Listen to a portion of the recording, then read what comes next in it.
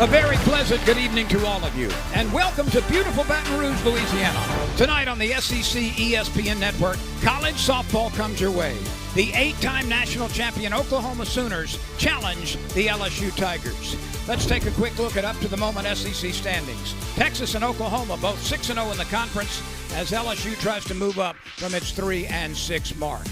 We welcome you into Tiger Park. This is Hall of Fame coach Yvette Girard. I'm Lynn Rollins. Yvette, the Tigers coming off a 2-out-of-3 series victory at South Carolina last weekend, and Kylie Edwards continues to swing a very hot bat. Kylie Edwards is just seeing it right now. She's the Tigers' hottest hitter since Clearwater. 6 for 12, 2 home run, and 6 RBI in her last 4 games. She's just the spark this LSU team needs.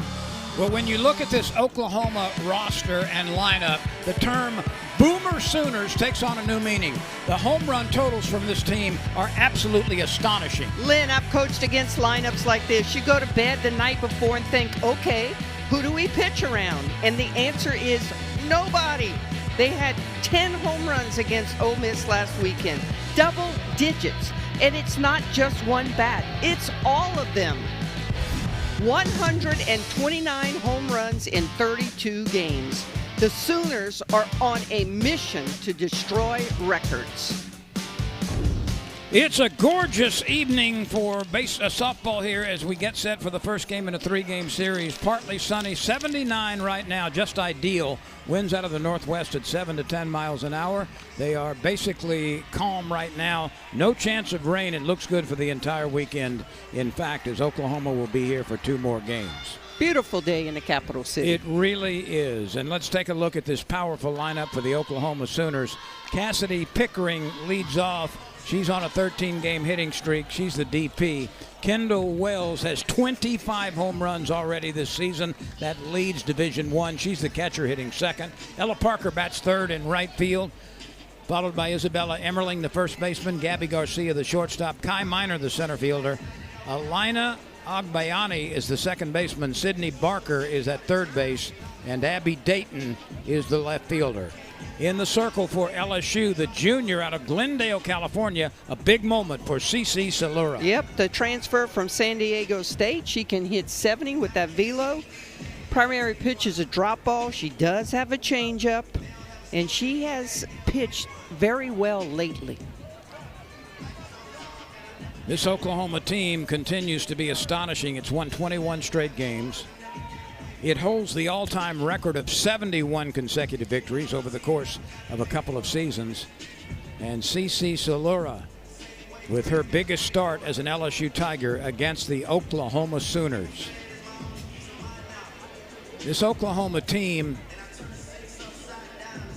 is hitting well over 400 as a team. The numbers will leave stretch marks on your eyelids. I mean, they just are extraordinary. It's unbelievable. It is unbelievable. That's a great word for it. You know, it's like everyone is hitting over 300. No, let's talk about 400 hitters, 500 hitters. Team batting average 442. Well, let's look at Salura again as she waits for this game to get started. I don't know what the difficulty is here, but we are definitely not starting as scheduled. And there seems to be some sort of unknown problem at the time. Salura will need to hammer the low part of the zone. She can throw the drop ball to both sides of the plate. And you mentioned she can, she's probably got the swiftest pitch to the plate of any of the Tigers. She's got good velo. You know, she can touch 70. You see that? I think we're waiting on a blue. One umpire seems to be missing. We had a cannon go off, kind of an inauspicious beginning, and we got a manager running over to talk to one of the other umpires. Oh, I think they're working on the electronic equipment, yes, which keeps them in touch with pitch clock and other things. Of course, the appeals, if there are any on this game, to take a look at replays, will be orchestrated by the review panel and team in Birmingham, Alabama. LSU and Oklahoma in SEC play. on a Friday night in Baton Rouge. LSU's baseball team is playing Kentucky. The basketball team is involved in the NCAA playoffs. And it's a huge weekend all the way around. Park is starting to fill up, and it should. I mean, you don't have to go to Oklahoma City to see this dynasty of a program. And dynasty is a perfect word for it. Oh, my goodness. I mean, this is like UCLA in basketball in the days under John Wooden. It's like the old-time Yankees. It's like the New England Patriots when they were winning Super Bowls. It's that caliber on its own playing field. 8 national championships. You know, the watermark used to be UCLA, Arizona. Now it's in the middle of the country in Oklahoma. 1 ball, 1 strike on Cassidy Pickering.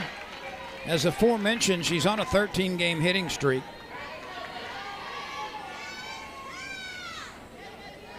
Not only that, she has reached base in 32 straight games. That's exactly what a leadoff batter is charged to do, and she has done it. And her physique is not like the typical leadoff batter. She's big, she's powerful, she's tall. Well, that you just described their whole lineup. Big, powerful, and tall. They can run. I mean, Patty Gasso describes as powerful and quick. Will it stay fair? No. That's ruled a foul ball. Tori Edwards tried to grab it in fair territory, but couldn't quite make the pickup in enough time. And Beth Serena is going to ask, because Tori Edwards thought it was fair. She did it. It was a great effort to try and catch that ball in fair territory because she had an easy out, but it took a little bit of a right turn at the last moment. At the last moment, it was foul. So Pickering stays alive with a 1-2 count. The pitch just misses low and away. And, you know, she's a good matchup if she can keep the ball down, because you want to keep the ball in the park. Drop ball pitcher usually can keep the ball in the park. Let me put it another way a bit, and the numbers that you've already mentioned are eye-popping. They're astonishing. But when you consider that Oklahoma has hit at least 1 home run in every game except 1, that puts it into perspective as well. Well, can you imagine pitching for this team? I mean, there's no panic. The 2-2 pitch. A little bit downstairs. It's a great location, just a bad spot. Full count, though. Pickering is hitting .489. She's a junior. Leads the club with 45 base hits and 50 runs scored. And she stays alive. Pickering looks like a professional hitter, doesn't she? 42 driven in. That's a huge number at the top of the order. She's nearly got as many RBIs, twice as many RBIs as anybody on the LSU team. Good and pitch. Salura delivers that sinking pitch down around the knees and gets her on a strikeout. That's a huge start. And that's a great pitch to a lefty. So a confidence builder early. Watch this pitch. Perfectly placed on the outside part of the plate and just above the knees. Can't reach it. Here's Kendall Wells. Now, you thought you heard something about Pickering? Wells is hitting 4 points short of 400. 25 home runs and now 41 base hits as she picks on an early offering and singles right back up the middle. And she's just a freshman. So Salura, after striking out Pickering, yields a quick single to Wells, and this brings on Ella Parker. 471 is her average. You talked about a professional hitter. Mm-hmm. This is what Patty Gasso says about Ella Parker, a professional hitter. She swings a lot on her own. JT Gasso will come and work with her also, but she does a lot on her own. She's got 15 home runs. And listen to this. Last year, she was kind of out of the lineup with shin splints, and they found out she was probably wearing the wrong shoe. I'll be darned. The LSU leader in home runs in the lineup tonight is Tori Edwards with 6. That'll stay in the park. It's hit deep, but caught in front of the warning track by Char Lorenz. She's got to contend with the sun out there for a while and played it nicely. Yep, bad time of the day for the left side of the field, including third, shortstop, left field, coach's box. This brings on Isabella Emmerling, a senior, hitting .462. The lowest batting average, the lowest in the lineup, is .324.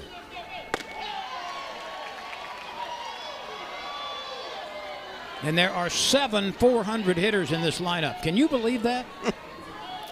I mean, we are in game 35. Over half the season is gone. And these numbers remain unbelievably gaudy for the Oklahoma offense. Florida held the SEC record for home runs for 15 years. Of course, the Sooners have only been in the SEC a couple of years, but they are on a mission this year. That's a good-looking curveball right there. That's the first time we've seen that pitch, isn't it? Yeah, and she took something off of that. So that was an off-speed, 60 miles an hour, and that ball moved across the plate. This would be a huge confidence builder for Salura if she can get out of the inning. Ground ball, pull foul.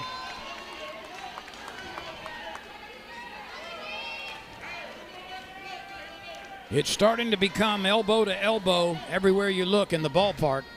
It's a beautiful sight, and a contingent of Oklahoma Sooner rooters are here as well in red. Yeah, got a bunch in the outfield. 1-2 pitch, dribble to the left side. From the Farmer Sooner. Avery Hodge makes the play from third base. A good inning, a hit allowed to Wells, but that was it. And so a strikeout, a fly ball to left, and a ground ball to third. LSU comes to the plate. We are scoreless as we go to the bottom of the first.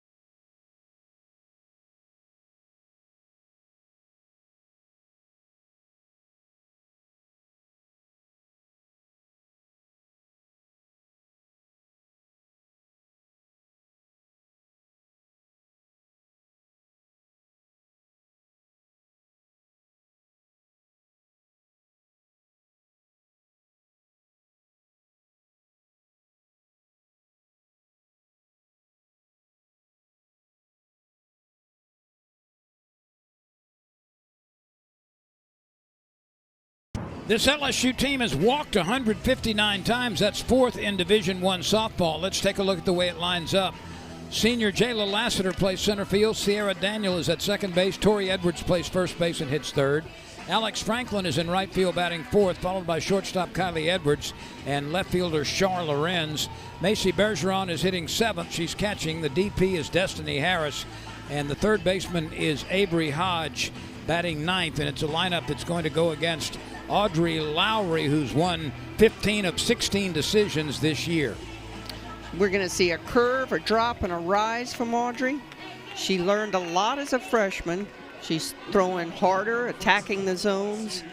Gasso loves that she has a competitive spirit and she mixes speeds well. An ERA of 2.09.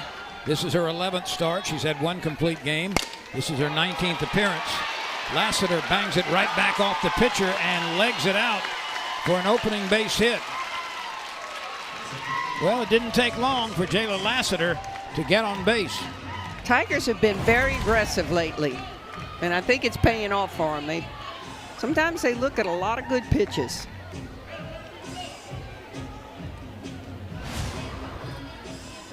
Here's Sierra Daniel with a 337 average.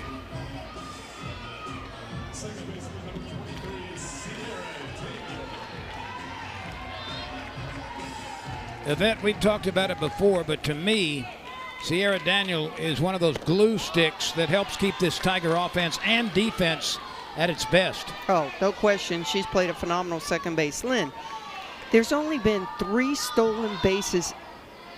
Okay, they've only stolen 3 against Oklahoma. Only 6 have been attempted. Is that crazy or what? Safe. Daniel beats it out, and the Tigers have a couple of base hits to open the game. And we might have a quick review here. I don't know. I don't see anybody coming out of the dugout.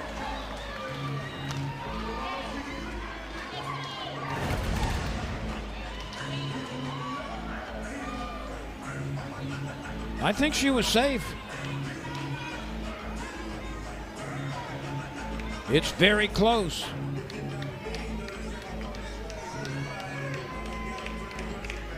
The umpires have talked with both coaches, and so far we have had nothing that indicates we might have I think we are now. a challenge, but I believe we will. What's strange is Beth came out first. Well, the umpire went over to Beth Torina. Are they saying Daniels is coming back up? We have an illegally batted ball. We're going to bring the runner back to first. 1 ball and 1 strike on the bat. Illegally batted ball. I would prefer an additional. I would prefer an additional explanation, wouldn't you? Did it hit it twice in the box? Well, Beth Torina got the first explanation. Let's see here. Well, that's Beth asking, but I mean the only thing that I can think of is it hit the bat twice in the box. Otherwise, she'd be out. So Daniel, who apparently had legged out the bunt, is recalled to the plate. Both coaches seem satisfied with the explanation. I would have appreciated a little more elaboration, but that's okay. We'll try to get that. As I said, the guy in blue's always in charge. No matter what we think. Let's see. Here we go. So. Oh, she stepped out of the box with her left there you go. foot. And now that's just a strike. Used to be an out. Well, that was clearly the foot coming out of the batter's box. There's a pass ball. That ball gets through the catcher, Kendall Wells. And so Lassiter moves up.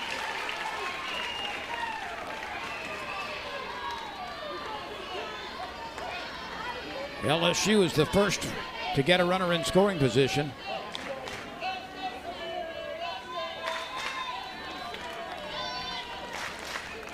And the 2-2. Oh, a really good off-speed pitch. That was a remarkable changeup. Yeah, 60 miles an hour, great change of speed. Patty Gasso's coming out already, seeing something she didn't quite like. Calling timeout. That's a really just a effective pitch. Yeah, not only the change of speed, just a great location. By the way, Yvette, Patty Gasso is on the verge of joining even more elite company. Her next victory will be number 1,600. 1,600 career victories. Only 2 coaches in the history of the game have more than that. Phenomenal record. And she's going to be the Team USA Olympic softball coach, head coach. Aren't they going to play most of that, if not all of it, in Oklahoma? Yeah, weird.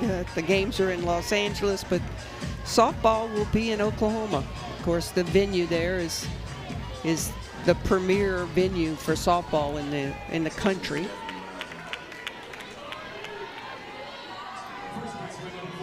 So Lassiter is at second base with 1 out, and here's Tori Edwards hitting .259, 6 homers, 24 driven in. Still waiting to find that offensive rhythm and flow and production that she had as a freshman.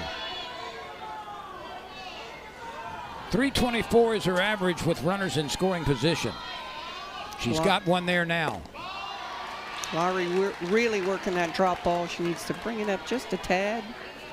Not throwing that for strikes. when she needs a strike.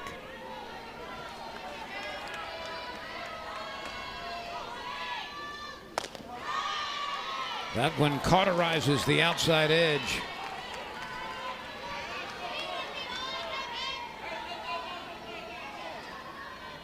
One out, a runner at second base. We are scoreless. Bottom of the first. Oklahoma and LSU. Edwards lays off of it. See the movement on that rise ball. Out of the zone though. Not working ahead, so she doesn't get the benefit of her big movement. That pitch is dribbled to the right side. And the play made at first base. Agbayani made the play at second base over to Emmerling. Lassiter is an error or a wild pitch or a pass ball or a base hit away from scoring at third base with 2 outs. And here is Alex Franklin. Hitting .262. She's had 2 homers. Remarkably, she's had 5 triples. And that is so rare. Yep, softball ballparks don't really acclimate themselves to triples, but you have to be fast to get a triple. Edwards is on deck, hoping to get an at bat here. 2-0 on Alex Franklin. Franklin doesn't get cheated. She hits the ball really hard. She stands farther away from the plate than most hitters. 3-0. Those last couple of pitches have been close, but they have not covered the plate. Let's see if she's taking here. My guess is yes.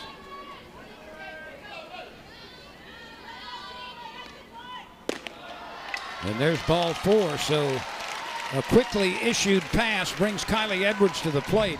And the Tigers are very happy to have this young lady at the plate with runners on the corners and 2 outs. Red hot Tiger. She has been well, I'm not going to say surprise because that's why they transferred her in, but she has been phenomenal lately.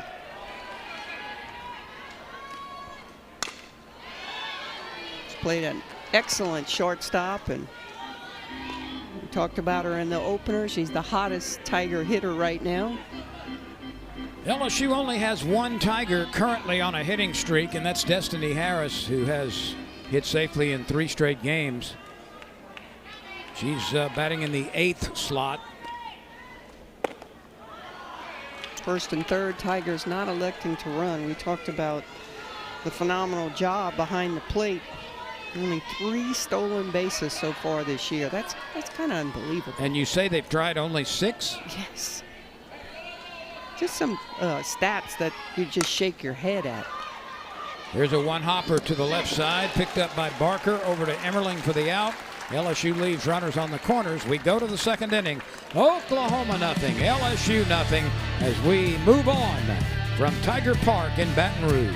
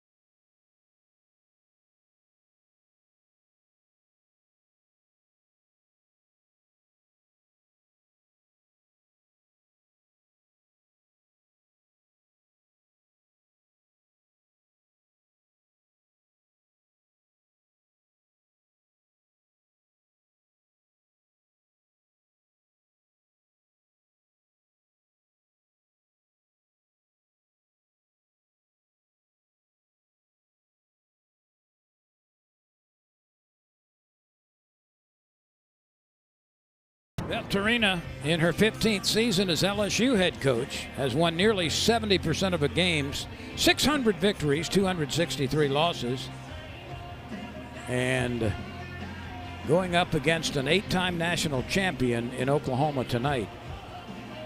There's a lot of mutual respect between these programs, and I bet you were part of it.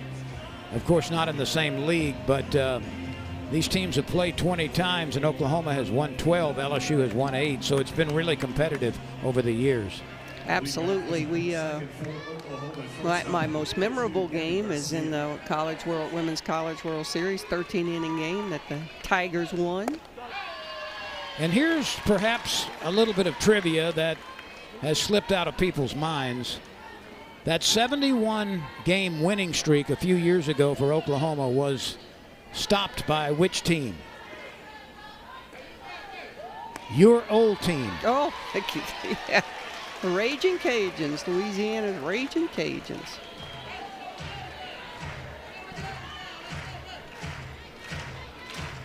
Salura has found the strike zone a couple of times to Gabby Garcia. Garcia is one of those youngsters. She's a sophomore, 15 home runs. By the way, that's tied for the top spot among shortstops. Those 15 homers among shortstops everywhere.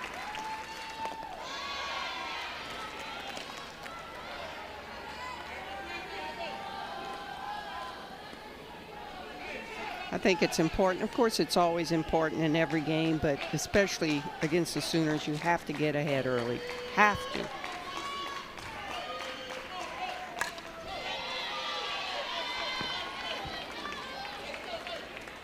We talk about big movement out of the zone. Well, you don't get to use that if you're behind in the count. So. Well, your point is illustrated by the fact that Oklahoma has only trailed 9 times the entire year and has come back to win each of those 9 games. Yeah, they don't panic when you look at their offensive numbers.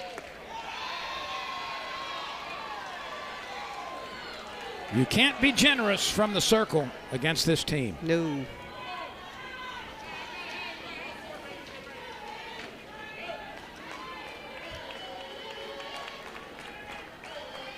The first 5 batters in the Oklahoma order have all hit double-figure home runs.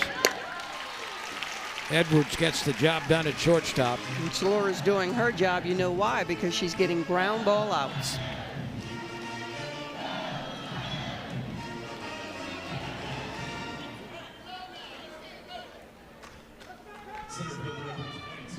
One out. We are scoreless in the top of the second average.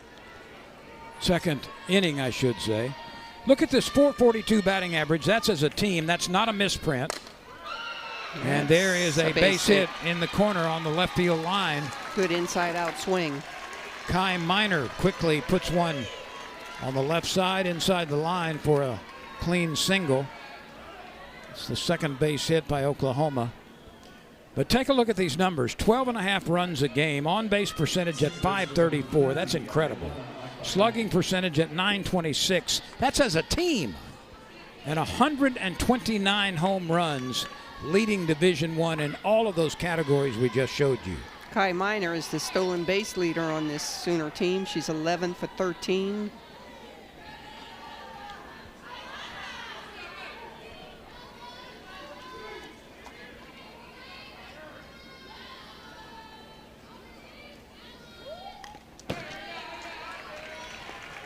Agbayani tried to kind of chop that one.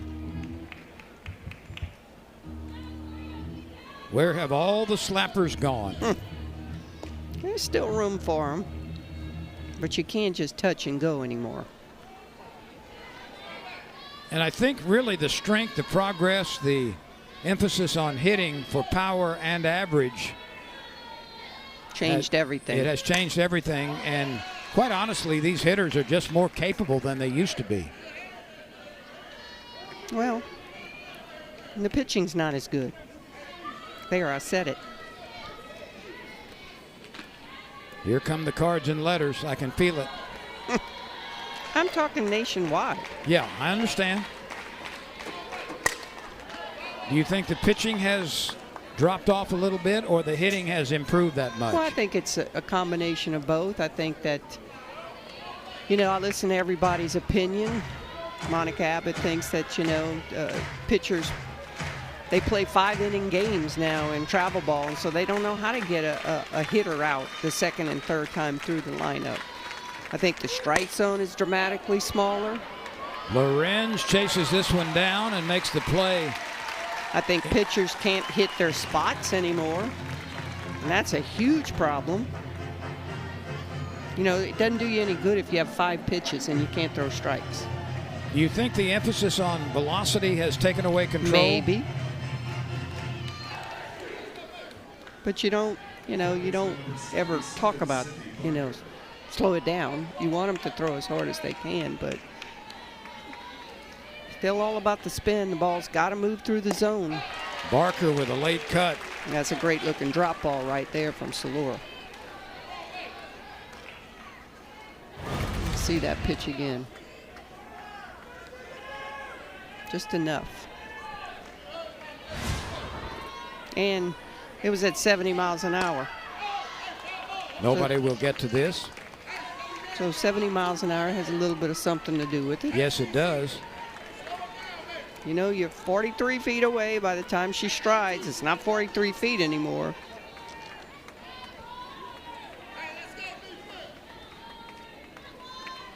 Two strikes, 2 outs, a runner at first base. No score, top of the second inning. LSU and Oklahoma. Strike 3 on the swing. So Barker goes down on strikes. Salura pitches another shutout inning. She allowed a base hit, struck out 1, got a ground out on a fly ball to left. LSU comes to the plate in the second. We are scoreless.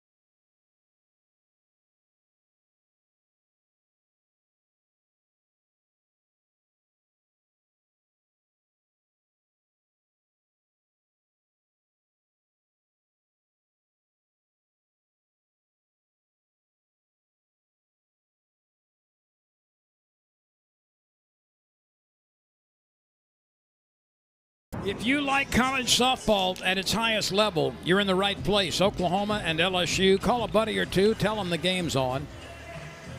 Yvette Gerard, Lynn Rollins with you, and we are delighted to be out at Tiger Park tonight.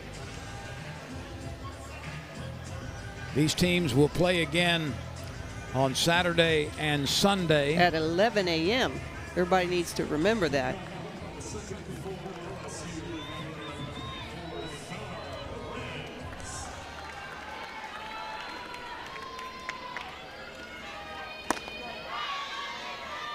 A strike to Char Lorenz, the first hitter for the Tigers in the second.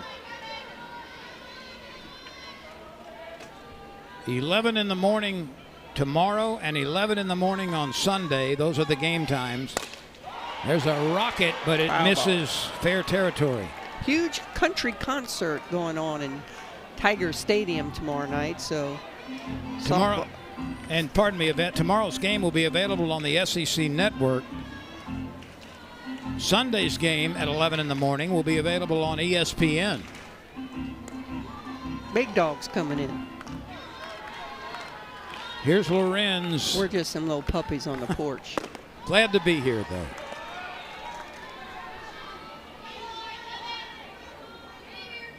Always. 1 ball, 2 strikes. Let's see what Char Lorenz can do. That's upstairs. She's hitting .269. This is her 32nd start. So she's only missed 1 game. 14 driven in. It might have been Tuesday night. I don't think she was in the starting lineup Tuesday night, but I could be wrong. That was a 9-0 swift win over Louisiana Tech. Tigers had a midweek game. The 3-2 pitch. Poked into right field. It's going to carry out to the right fielder, Ella Parker.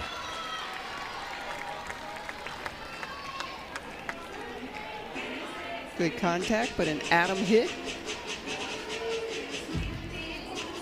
Let's take a look at Oklahoma defensively. Abby Dayton in left field, Kai Miner the center fielder, Ella Parker in right.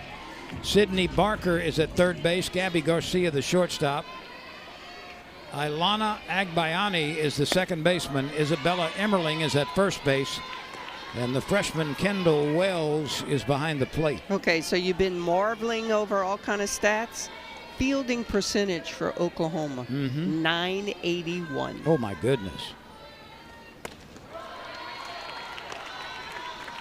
2 balls and no strikes on Macy Bergeron. Patty Gasso was a third base, played third base for Long Beach, and I think she's in charge of the infield, and she's always had just top-notch infielders.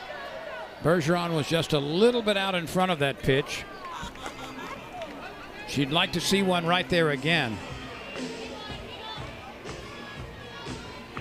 Only 10 teams have a better defensive fielding percentage than Oklahoma. And that's the 10 teams that probably have a ton of strikeouts every night. Garcia picks it up at shortstop and guns it quickly over to Emmerling. This is not a pitching staff that K's a lot of people. Highest strikeout total is this young lady, Lowry, 52 strikeouts in 67 innings coming into this game. So it's not an eye-popping number there. But it helps when you induce a lot of fielding opportunities and you're collecting a 981 fielding percentage. Was that the off speed a little bit? 58 miles an hour. Yep. Excellent pitch to start Destiny Harris. Out of the zone, but completely fooled her. Just mixes speeds perfectly. And we want to say welcome back to Jen Rocha in the Oklahoma dugout, pitching coach that is cancer-free now. I think this is her first appearance of the season for the Sooners. It is. Congratulations to her. Gave her a big hug before the game, and everybody in the country is breathing a sigh of relief for that family. The 0-2 pitch just off the plate.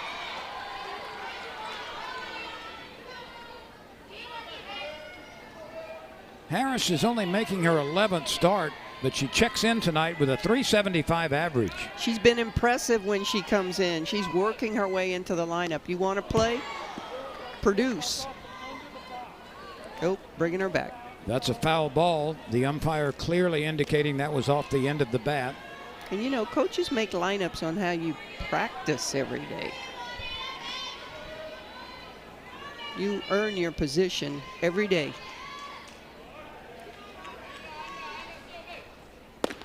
Harris goes down on strikes. That ball just fell off the table.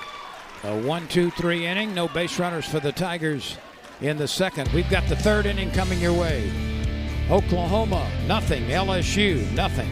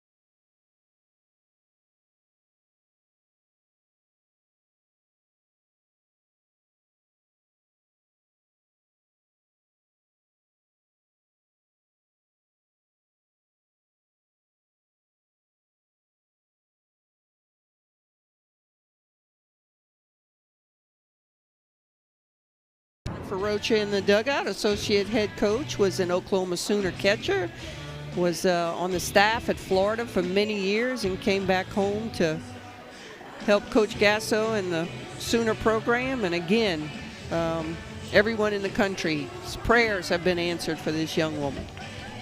Cancer-free. Congratulations to her. First game back this season. And congratulations as well to her medical team, her family, Yes. all the support staff that makes Yep. those things happen.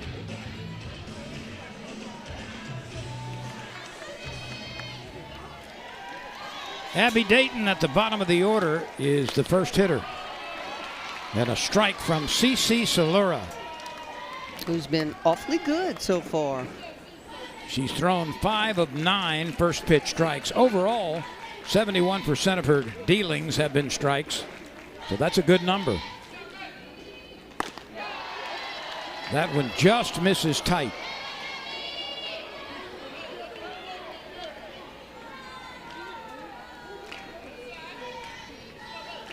I think Salura is finally settling down. I expected big things for her. She brought San Diego State,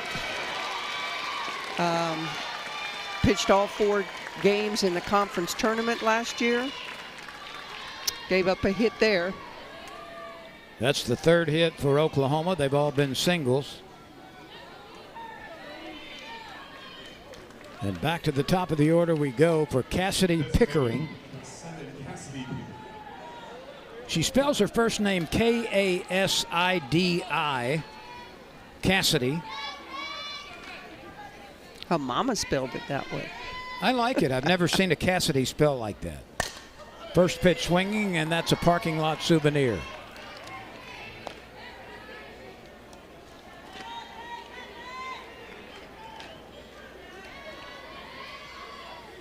Did you ever chase baseballs or softballs when you were a kid outside the ballpark? I was the bat girl. Okay, so you had duties inside the Yep, ballpark. yep. But there's a whole different Probably. society of kids out there in the parking lot chasing down those foul balls. I don't know if they still give free Cokes out. Ain't nothing free no more, Lynn. No. In case you haven't noticed, times is hard. But nobody's walking 5 miles in the snow to school that we know of. That's true. Where does it snow anymore? The 1-2 pitch. Picked up by Edwards. She steps on the bag for the out. Kind of a tricky ground ball there, and I didn't know if she was going to judge it correctly, but she did. Here's Kendall Wells. 25 home runs. That is not a misprint on the graphic. She has a home run every 4 at-bats. Patty Gasso said she came to OU developed. Didn't take much to get her ready. She said she is more ready than Lauren Chamberlain as a freshman. That's a big statement. So here's what they're talking about, I'm assuming. You've got a base open with the nation's best home run hitter coming to the plate. So LSU, I'm sure, is talking about what they want to do with her. Either walk her intentionally, semi-intentionally walk her, or have a very definite plan on how they want to pitch to her. As we said in the opener, pick your poison. Who are you going to pitch around? Nobody. Wells had a quick single back in the first inning. So Beth Torina has discussed how they want to work against Wells. I don't think I've ever seen this. Give us a quick shot in right field. Alex Franklin, all the outfielders were getting together. She just left her glove out there and ran over to center field. I'm not quite sure I've ever seen that. Look at that. Maybe that's to mark her spot when she goes back defensively. All right, the leading home run hitter in the country by a big, big margin is at the plate. Talk about marking her spot. Look at the shift on the outfield. That right field line is. And now Franklin's moving over Yeah. towards center field even more. Lassiter is in left center. Kind of closed the gap there a little bit, but gosh, she could drive about 5 Mack trucks down the right field line. Salura delivered it inside. Now she works it outside, 2-0. It would be a mistake to put one over the plate here in her wheelhouse. And they talk about her mishits go out.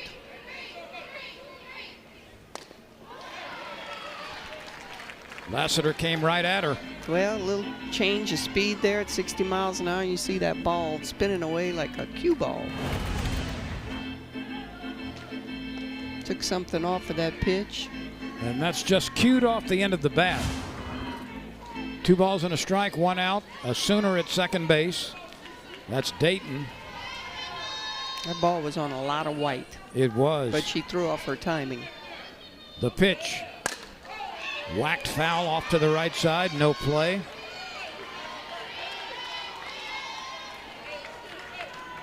Wills had a single in the first. Minor did the same thing in the second. Dayton has opened the third with a base hit.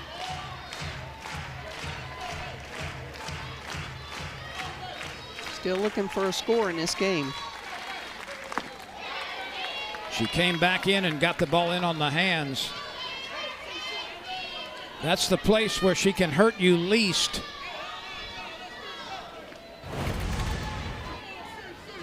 Yep, it's a great pitch right there.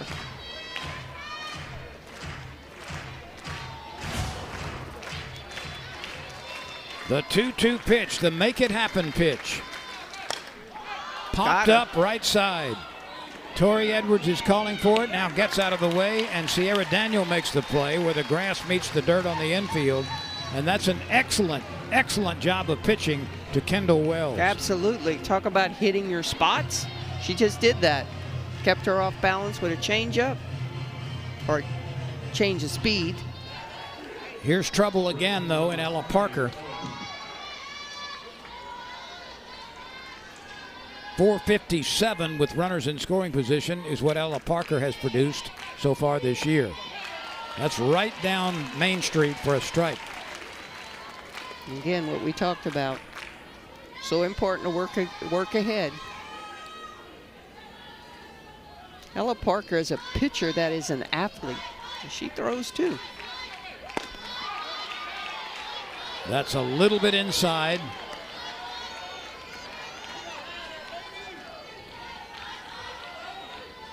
One ball, 1 strike, 2 outs. We are scoreless. Oklahoma and LSU.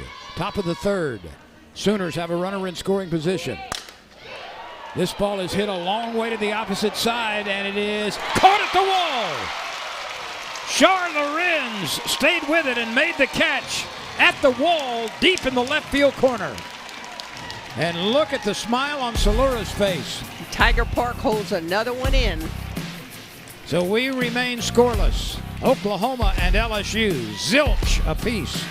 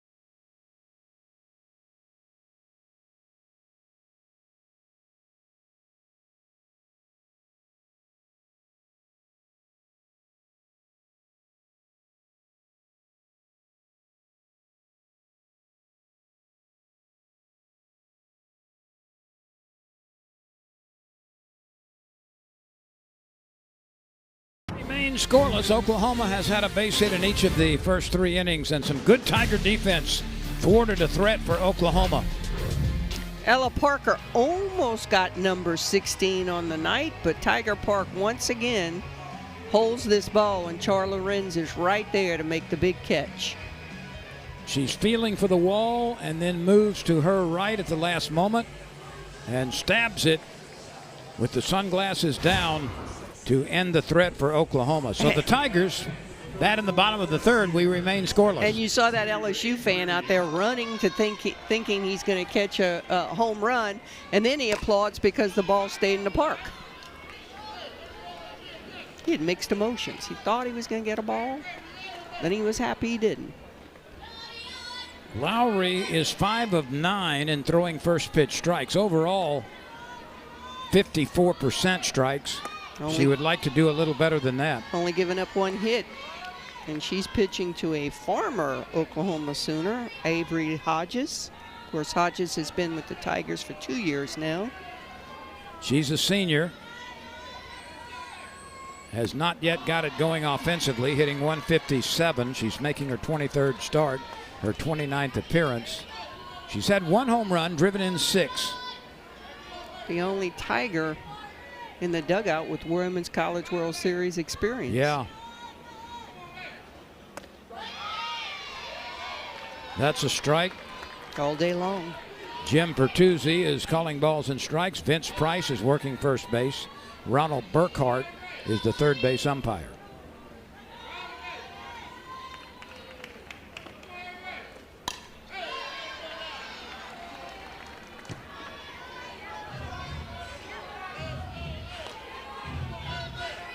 Hall of Fame coach Yvette Girard, Lynn Rollins with you, and we are delighted that you have chosen to spend some time with us.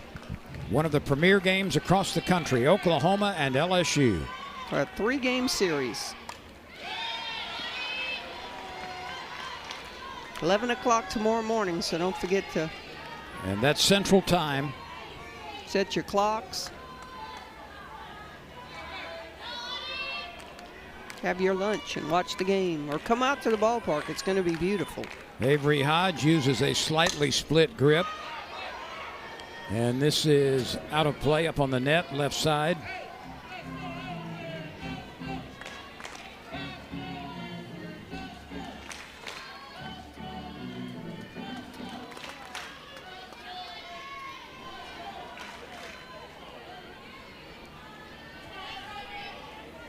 You can see the split grip with that shot. She pulls this one on the ground. It inches its way foul. Being a pesky hitter up there. She is.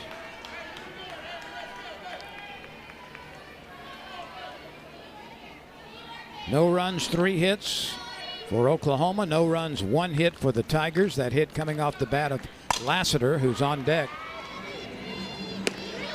Agbayani is there to make the play on the 2-hopper. So a 4-3 put out, and this brings on Lassiter, who is one of 2 base runners of the Tigers. The other one was Franklin, who drew a first-inning walk. First pitch swinger there, and knocked it off of Lowry's leg. Ball 1. Oh, we've got the metallic eye black on each cheek. War paint. Yeah. There's a shot, rising line drive. You can pucker up and kiss that baby goodbye. Jayla Lassiter gives LSU the lead on a rising line drive down the left field line. Home run number 5 for the LSU center fielder. 1-0 Tigers.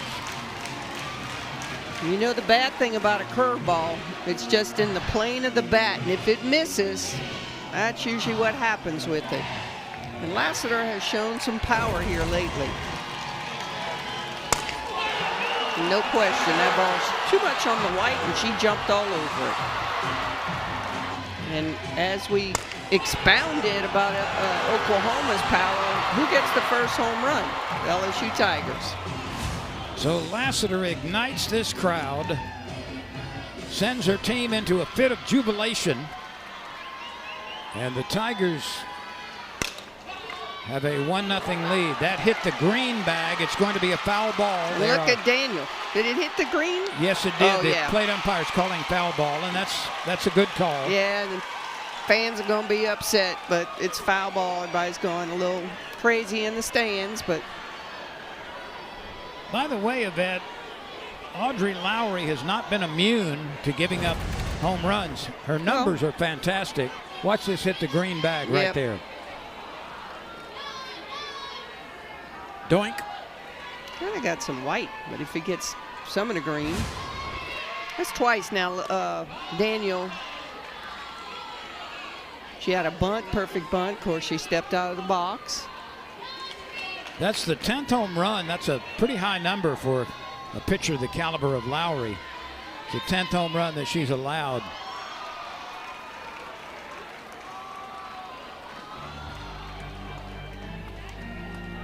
One nothing Tigers on a rising line drive down the left field line into the left field bleachers by Jayla Lassiter.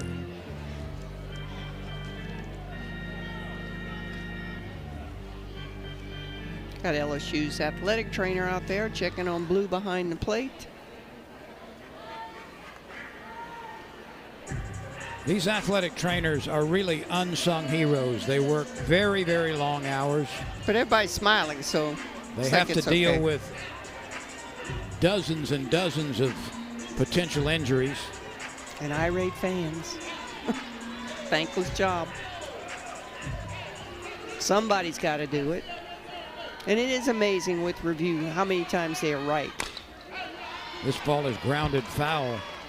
Sierra Daniel, a junior from Chandler, Arizona. I know I've told this story, the neighborhood ball that we used to play. We'd all gather in the field across the lot from my house, and one guy always just wanted to be the umpire. I was like, dude, you're weird. But he ended up being a major league umpire. Is that right? Yep.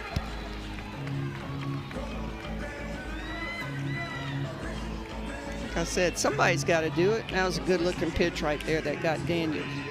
That's the second time she has fanned.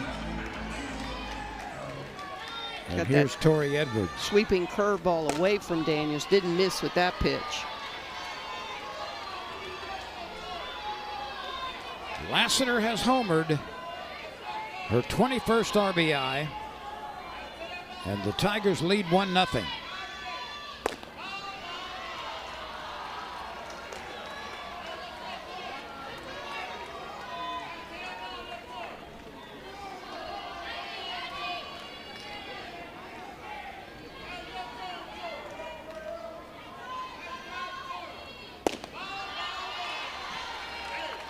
Three and 0.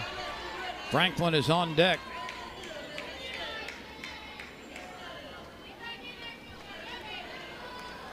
The outfield very deep, pretty much straight away. Lowry coming into this game had only given up 9 base on balls. Her control has been remarkable. Phenomenal.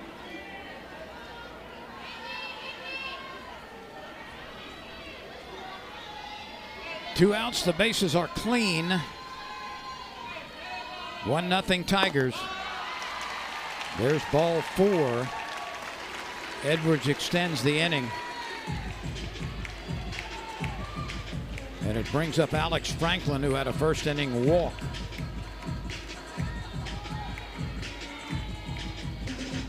And here comes pitching coach Jen Rocha.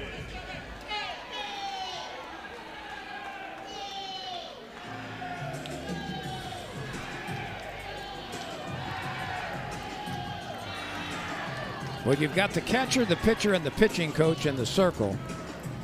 You've got all the other infielders huddled up near the third baseline, and you've got the 3 outfielders who are gathered in center field. That's all the time. I got some good Gasso stories. You want to hear them? Sure.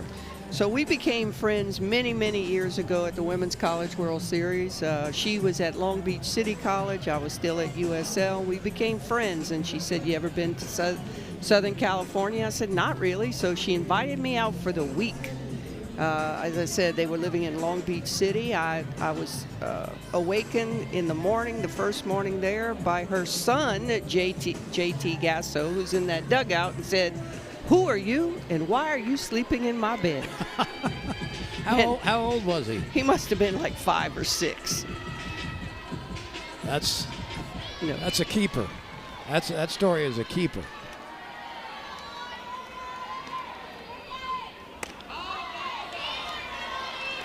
there's you know, more. There's one more story I got to tell you real quick. Sure. So she said, let me go to work one day, and can you watch him? I said, yeah, no problem. We're in the backyard, and I think what I hear is the ice cream truck. So we run through the house. I said, grab some money, JT, grab some money. Let's go outside, get some ice cream.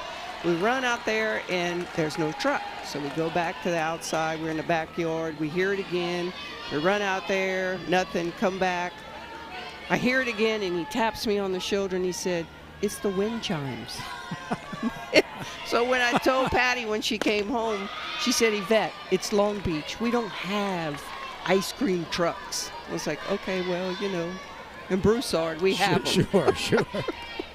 The wind chime.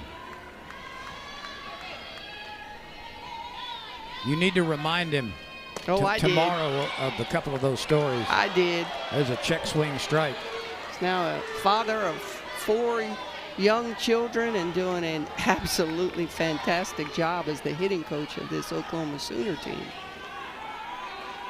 You know, if you would have responded to the 5-year-old JT in that sweet Cajun French, that would have really set him back. Well, I also brought crawfish etouffee and Mardi Gras beads. Sure. And her husband told me not to bring women's jewelry for his son. I was like, dude, people fight for these things at Mardi Gras. This is important. He goes, oh, okay, I didn't know what they were. Well, you educated Yeah. part of California. Yep.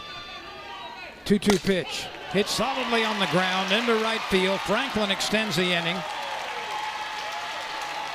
Great job of using the entire field and going with that outside pitch. So a home run, a strikeout, a walk, and a base hit. You know, they were playing her pinch in the middle a little bit on Franklin. She hit it where they weren't.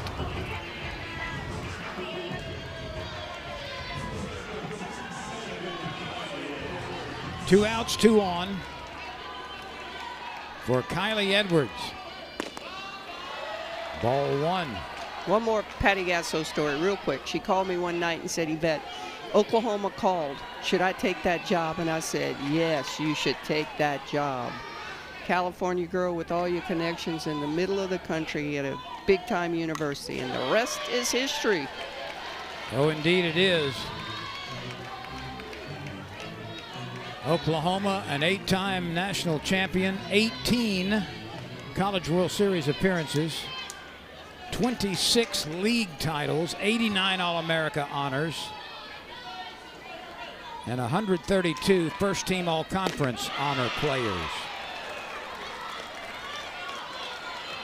Got a fish at that big rise ball out of the zone. This is a big at-bat for both teams here. Speaking of big, Oklahoma's got a big ballpark, about 4,200, and they fill it very frequently. Oh yeah, they've waited to build them their palace, and they've succeeded.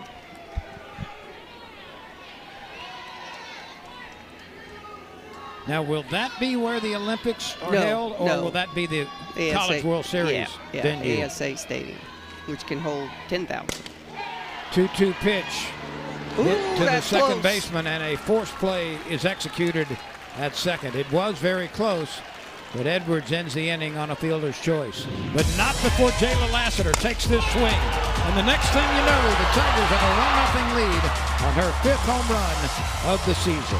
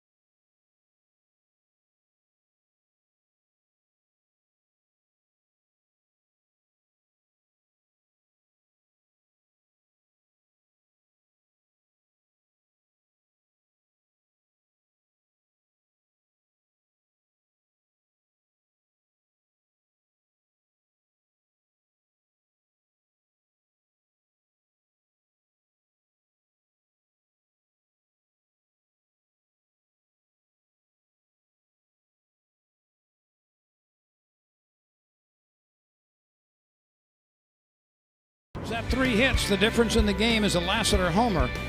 And we go to the 4th. Oklahoma trailing LSU now, 1-0. There's JT Gasso, who I talked about. His mama's right-hand man, fantastic hitting coach. Also in that bedroom above my head was netting with 1 million stuffed animals on top. I'll be darned. I told him that I was going to tell this story on air, and he laughed. Now his brother is a coach as well. His brother is a coach at Arkansas, the hitting coach there, DJ. So let's see if Salura can hold the lead. Emmerling is the first hitter. She bounced out to third last time.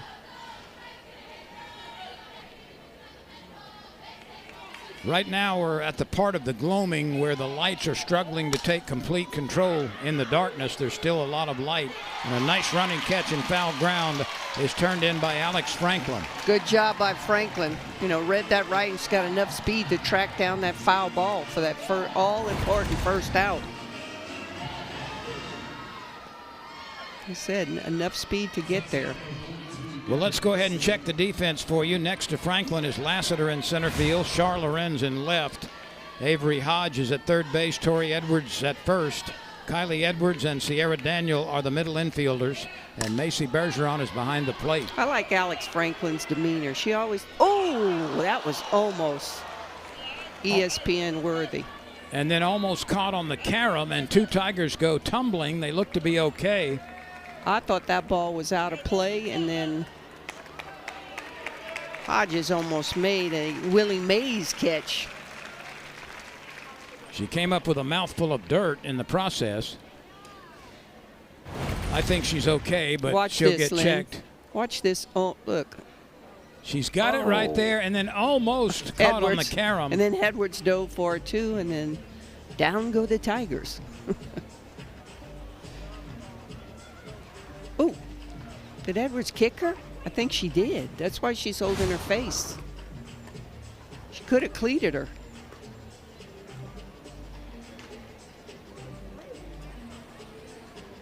She sees somebody in the stands. She's smiling at somebody. I think she got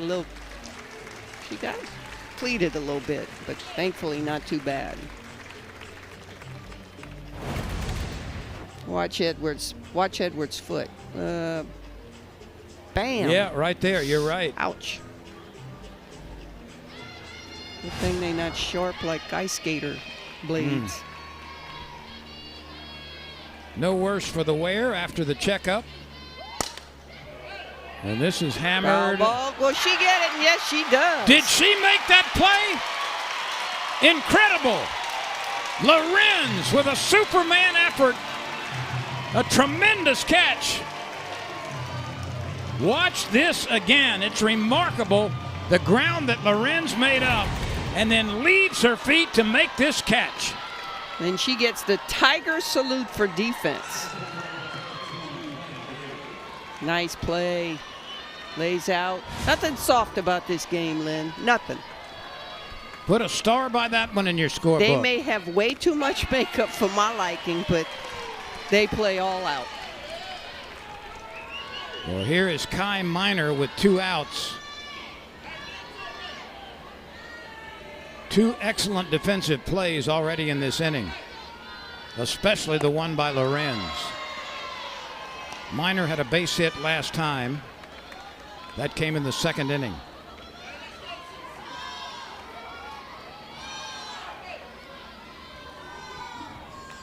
Salura has retired 5 in a row.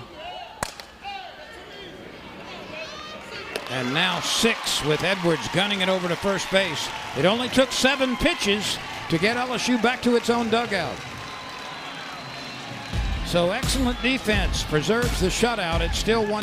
LSU coming to bat in the bottom of the 4th with a 1-run lead.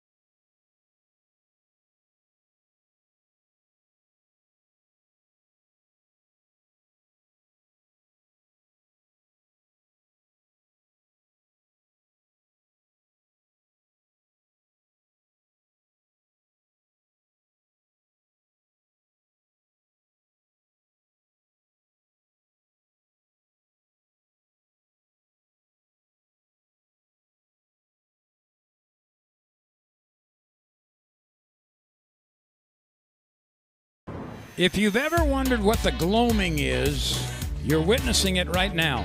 What a beautiful sight here at Tiger Park as we come your way from Baton Rouge. 1-0 LSU on a Lassiter home run has the lead. The Tigers 22-10 on the year. The strength of schedule very high at 8. It always has been on the Beth Torina. And then, of course, playing in the SEC bolsters that. RPI is 16, non-conference SOS is 15.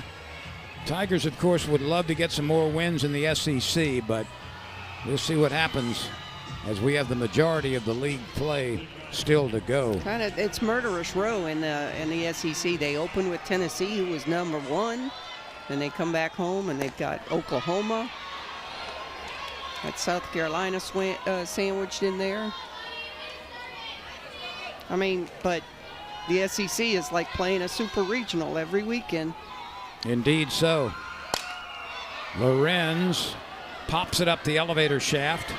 This would be a home run in a silo. And it's caught by the shortstop Garcia.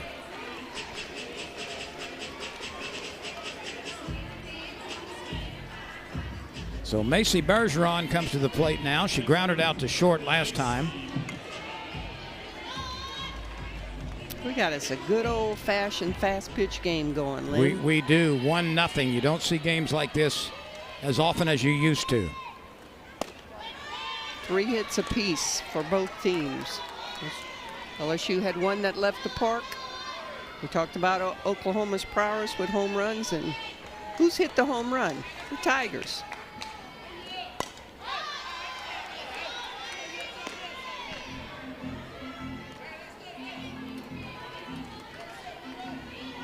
Audrey Lowry has walked 2. She has struck out 3.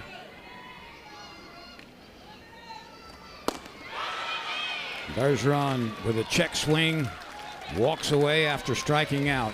That rise ball is starting to fool the Tigers. 4 strikeouts now for Lowry. Spinning it through the zone, fooling them. And no doubt that check swing was fully committed. So here's Destiny Harris, who struck out last time.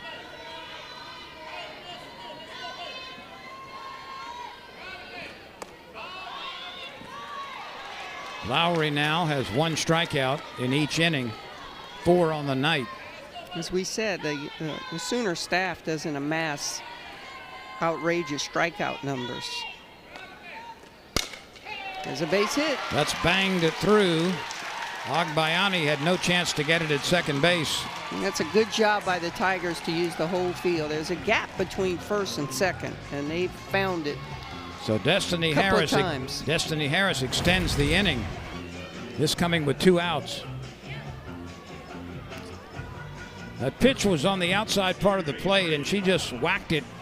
She went with it from that particular vantage point and did a good job of taking advantage of the field on the right side. So Avery Hodge scheduled a hit. What's the holdup here? Well, now here comes Patty Gasso, but there was a holdup before. I think that was an offensive timeout, and now Gasso's going to go out to the foul line and say something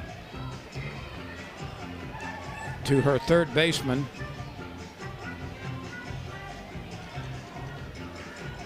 And now a little strategy of what to do if a runner goes in motion or how they want to line up the defense. If the Tigers decide to steal, they stole so many bases early in the season and not so much lately. Well, as you've mentioned, Kendall Wells has been. Yeah, you got to have a lot of respect for that young lady. They just don't take their chances with her on the receiving end of these pitches.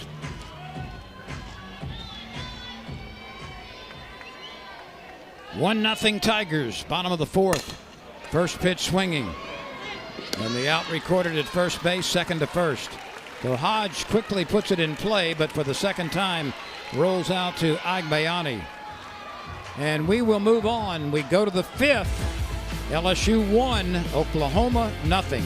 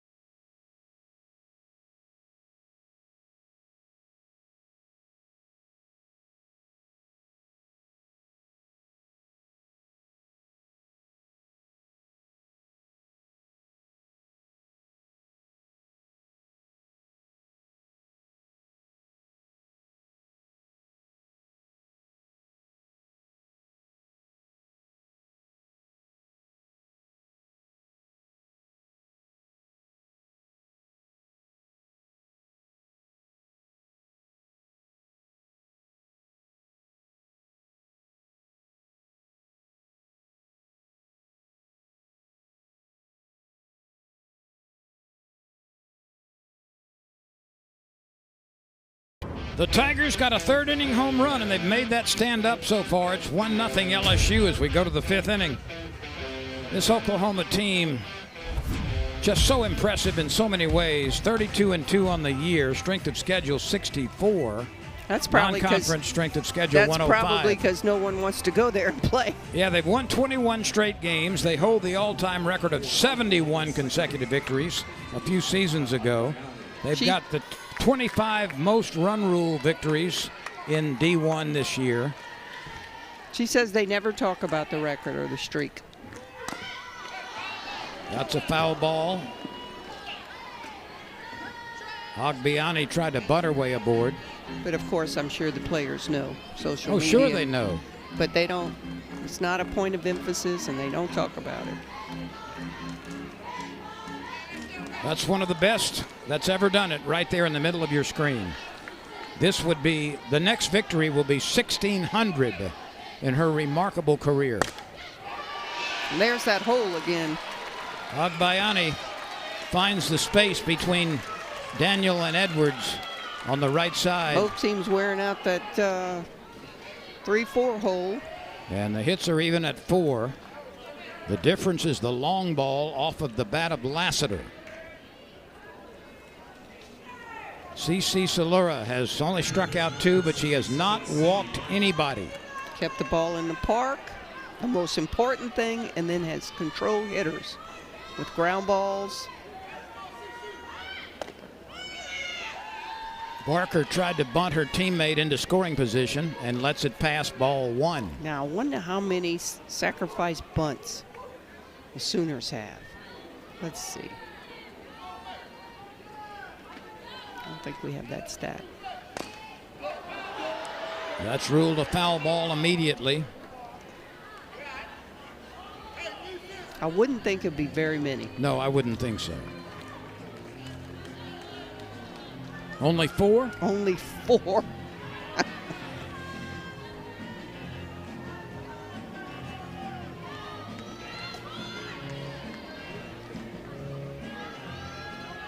We're in the top of the 5th.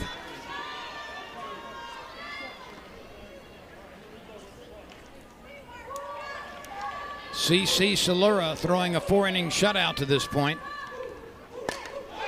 This is popped up, very playable. Daniel is taking charge, and there's the first out.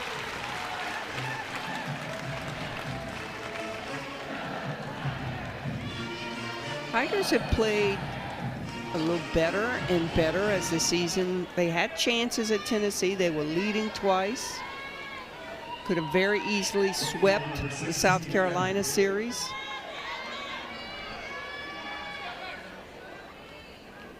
Starting to come together for them, I believe.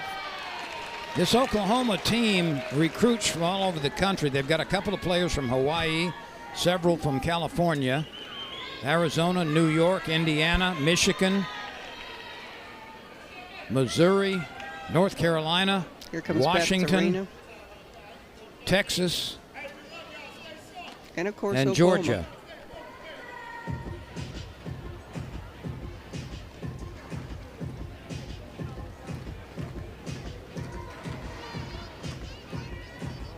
No runs, 4 hits for the Sooners. 1 run, 4 hits for the Tigers. See some action in the bullpen. Everybody's throwing. Heavner's been coming in relief. That's her wearing 00.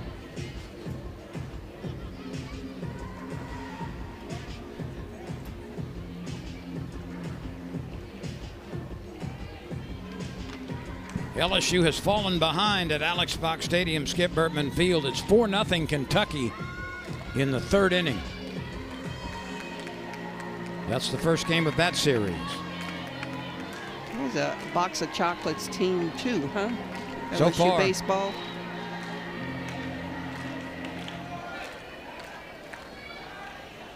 Abby Dayton looks at that one outside. 1 ball, 1 strike, 1 out, 1 on. 1-0 lead on a home run in the 3rd inning by the Tigers. Dayton had a base hitter last time. That was in the 3rd inning. 2-1. Dayton has 32 RBIs.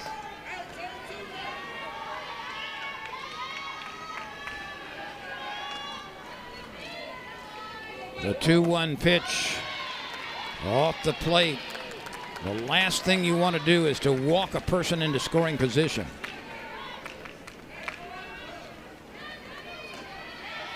Last pitch at 70 miles an hour. The 3-1 pitch. Right there. 3-2, 1 out.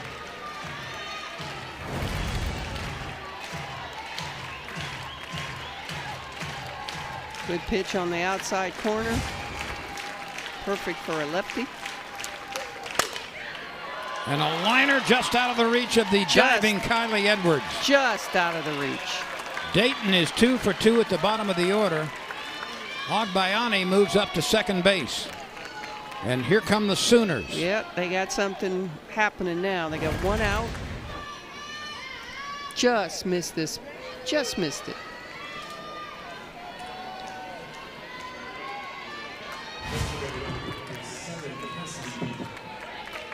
When these Sooners get going, or their history this year, it's been like a storm passing over a Kansas farmhouse. They just come with great ferocity and great success. And the young lady at the plate right now, Cassidy Pickering, is the team leader with a .541 runner in scoring position batting average. That's a big number. A lot of big numbers. When you look at the RBIs, 42, 47, 48, 53, 32, all scattered in this lineup. The lowest is 5. The 1-1 pitch. 2 on, 1 out. 1-0 LSU. Who did you say had more RBIs than the... Was it RBIs you were talking about earlier? No, I was mentioning the fact that Kendall Wells has as many home runs by herself as the LSU team has. Yep. The 1-2. Ooh, A called pitch. 3rd strike.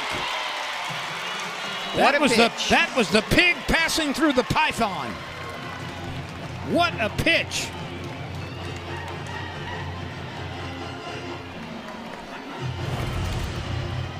Got her looking and frozen. And this is a tremendous hitter in Pickering, and here's another one in Wells. The benefit of an umpire that's calling the strike zone the way it's written. You know, some nights that's a ball. Do I detect a little bit of Well, editorial some comment? nights- some nights I that's a understand. ball. He's calling the rule book strike. Wills has singled and popped up. An ultra dangerous hitter. See if Salora can rise to the occasion again. That was a heck of a pitch to get that second out for the Tigers.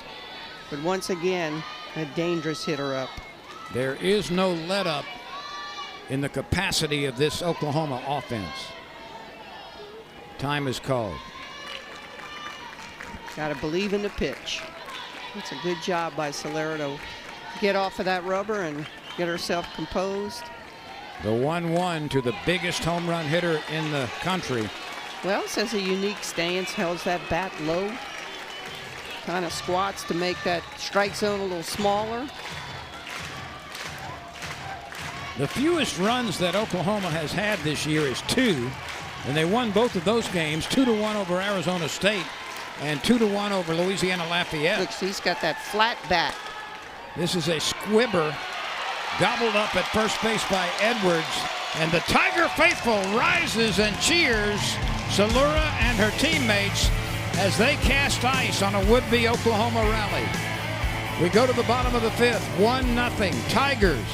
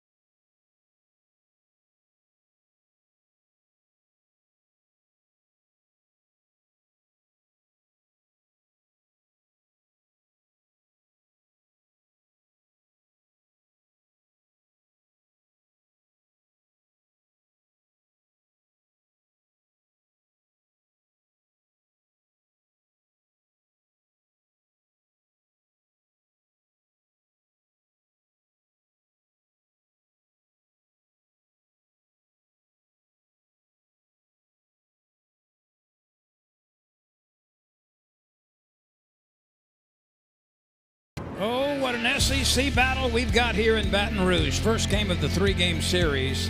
Tigers lead Oklahoma 1-0. And it's been on the strength of a swing by this young lady, Jayla Lassiter, in the 3rd inning. There's a no-doubter. Oh, look at that bat toss. I missed that the first time.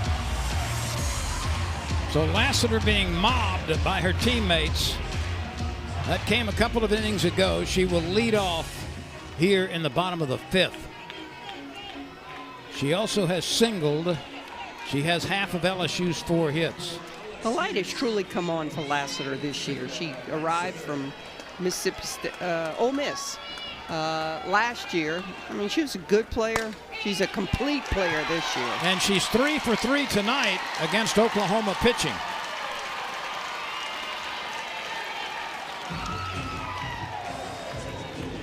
A 1st inning single, a 3rd inning home run, and a 5th inning single for Lassiter. How about that as a leadoff? You cannot do better. Here's Daniel, who has struck out twice. She gets the bunt down, and she's thrown out at first base, but the sacrifice is successful. Does her job. Still a place for that in this game. 1-0 game. You're trying for some insurance runs, but you saw she stood there and gave herself up. This is only the 5th sacrifice bunt of the season for LSU. That's kind of crazy, too. Oh. Got a pitching discussion here. Sooners want to keep it to 1. Tigers want more. And you know, you've been through a million of these types of games in your illustrious Hall of Fame career. But the tingle is still there. Games like this where every play, every decision, every execution matters. It could be the ball game. Inches matter. That's why you got to win those inches all through the game.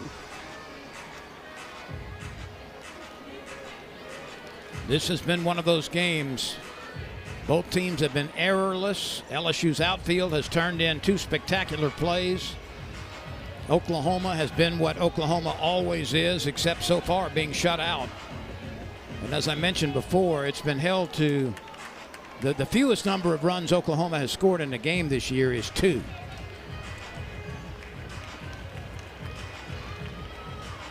And they won both of those games. Arizona State, they won both of those games 2-1. They came over Arizona State and Louisiana Lafayette. Yes. Cajuns gave them a fight in Norman. A high chop off the bat of Tori Edwards and that was ball turned into an out. Almost went over her head, but that was a great play over there by Barker. Got a little ups. Barker over to Emmerling at first base. Lassiter had to hold her ground at second. She would score on just about any kind of a base hit, and here is Alex Franklin, who has walked and singled. 2 outs now. We're in the bottom of the 5th. Ball 1 downstairs. Singled through that 3-4 hole on the right side.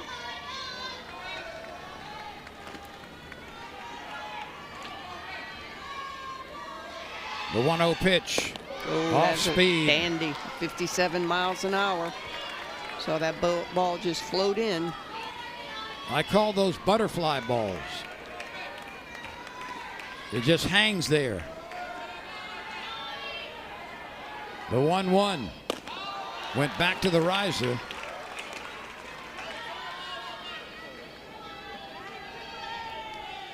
Unlike baseball, a softball actually can elevate on its way to the plate.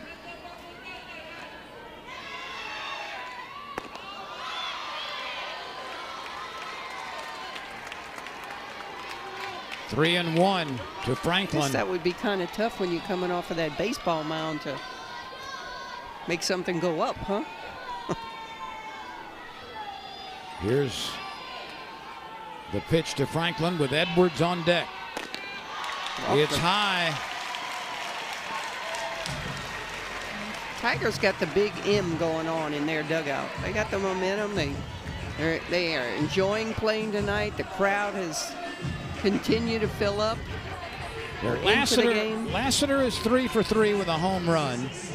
Franklin has been on base 3 times with a couple of walks and a single. And here is Kylie Edwards. She's 0 for 2. A fielder's choice and a ground out to third for Edwards so far. We featured her in our opening, saying that, you know, she was one of the hottest hitters coming in since the last 3 or 4 games. Hadn't done anything tonight yet. The 1-strike pitch burns the middle of the plate for a strike. Might have wanted to swing at that one. Yep.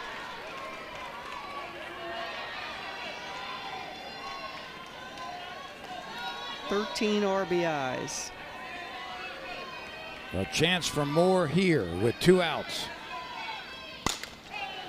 This is headed out toward right field. Parker retreating, but she's got room near where the dirt of the warning track meets the grass, and that retires the side.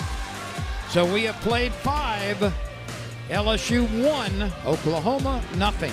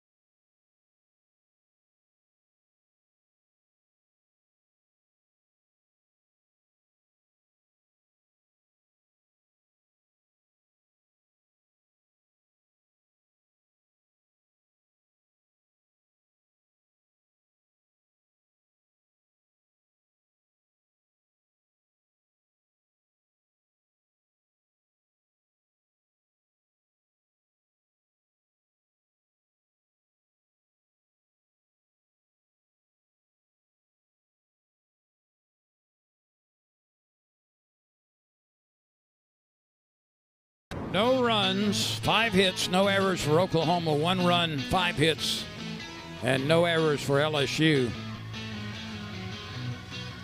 It has been 365 games since Oklahoma was last shut out. They've got 6 outs with which to work. They only need 1. That's a year. But they have not been shut out since 365 games ago. That's what, 6 years or so? 60 games a year, say? Yep. You're right. Ella Parker is up first, followed by Isabella Emmerling and Gabby Garcia. CC Salura getting the start tonight, and she has been magnificent in the circle for LSU. She's another one that I think I've mentioned that she seems like she's gotten stronger. I don't know if it was the acclimation here, or if both she and Beth were learning each other. She didn't have the results at first that I thought we would see from her, but lately she has pitched very well for the Tigers. LSU's baseball team has come back with a couple of runs. They're in the 4th inning. Kentucky leads LSU in the first game of that series 4-2 in the 4th.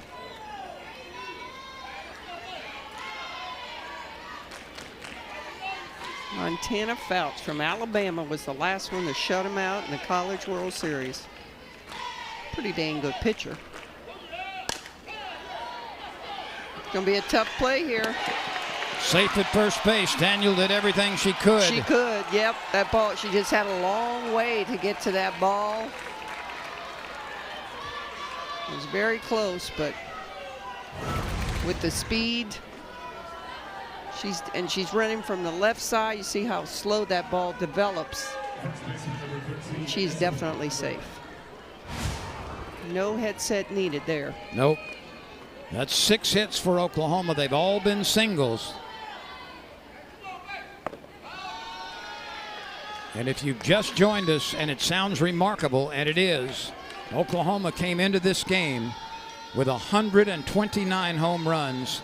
That's approximately twice as many as the next leading team producing home runs. With a batting average of .442 as a team. And so that's what Salura has done tonight against a juggernaut offensively. Shut them out on 6 singles to this point. And I think one of the key categories for her of that, and we've talked about it, she has not issued a walk.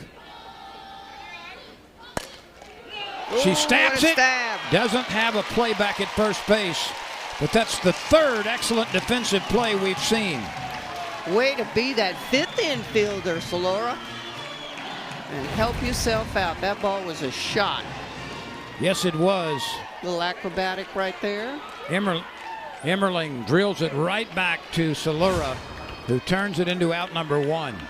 5 1/3 innings, no runs, no walks, 3 strikeouts.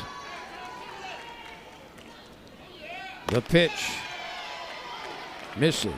71 miles an hour. I'm still in awe. That's her highest velocity of the game. Garcia has grounded out to shortstop and been robbed of a base hit on a play by Lorenz in left field, where she left her feet and went diving, stretching as far as she could, and made a tremendous layout catch. Tigers have been fun to watch defensively tonight. Can Garcia hit it out of the park? Yes, she can. 15 times she has. Here's a liner to right, well struck, but right into the glove of Franklin. Franklin had to backpedal quickly 2 or 3 steps and made the catch. That's 2 lineouts with the last 2 batters, but they go to the scoreboard as outs. There are 2 gone now. Yeah, the ball's been hit hard twice. One a great play by Salura.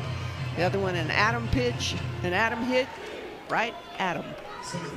Kai Minor has singled and grounded out to short.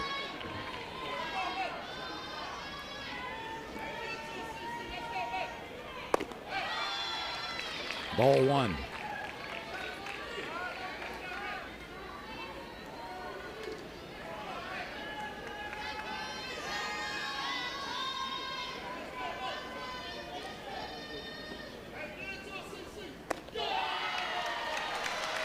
That levels the count at 1. Tigers celebrating every pitch that's a strike.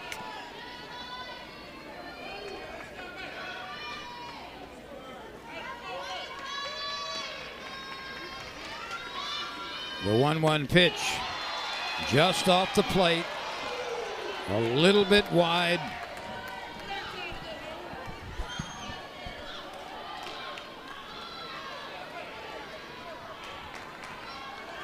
Here's the 2-1. Sliced off foul. There will be no play. Oklahoma is down to 4 outs remaining. Only 2 losses on the season.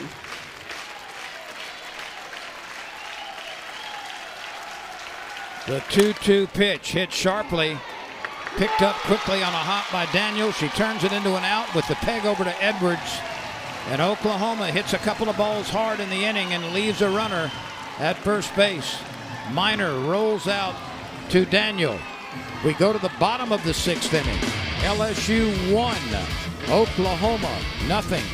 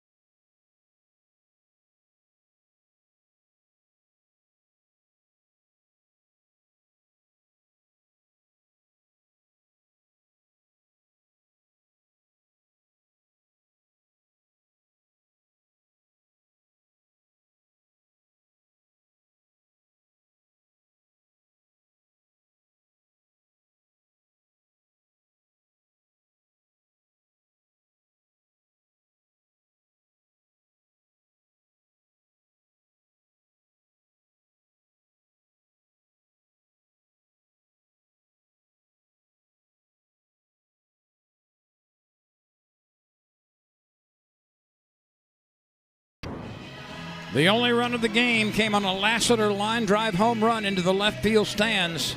That came in the 3rd inning. Salura has pitched a 6-hit shutout against this juggernaut of an Oklahoma offense. The last time the Sooners were shut out was June 2nd of 2019 in the College World Series. What a ball game. What a ball game tonight. Here's Lorenz. She hits it high, she hits it deep, it's carrying, caught near the wall by the left fielder. Yep, we talked about the Oklahoma offense, and the Tigers are the one that's hit the ball out of the park tonight. That ball came close, but Abby Dayton was able to move to her left. You see her right now galloping after it in the gap and makes the catch near the warning track in left center field. And there is no wind tonight. What's your name, Lynn? No wind tonight. The flags are just standing still. Here's Bergeron. First pitch swinging. And Garcia slings it over to Emmerling for the out. Let's quickly check some other scores. Tennessee was defeated by Ole Miss. Ole Miss 2-1 over Tennessee. Wow. Georgia beat Kentucky 10-2. Missouri leads Auburn 2-0 in the 6th inning. Arkansas 3-1 over Florida in the 5th. There's an interesting score. Alabama 5-1 in the 6th inning over North Dakota State. And Texas A&M in the 4th inning leads Texas, number 1 Texas, 7-5. Got some upsets brewing, including this one here. You're up to date in the SEC. Every night's a different ball game. The only 2 losses that Oklahoma has suffered came in one of them was in the 2nd game of the season. They lost 11-6 to Arizona. What did they do the next night? They beat Arizona 21-3. And the last loss was February 21st, 6-4 against Long Beach State. So they have not lost a game since February 21st. 21 straight victories. And you know what's interesting?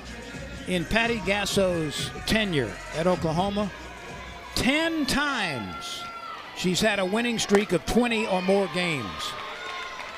Dominance. I mean, think about that. Dominance.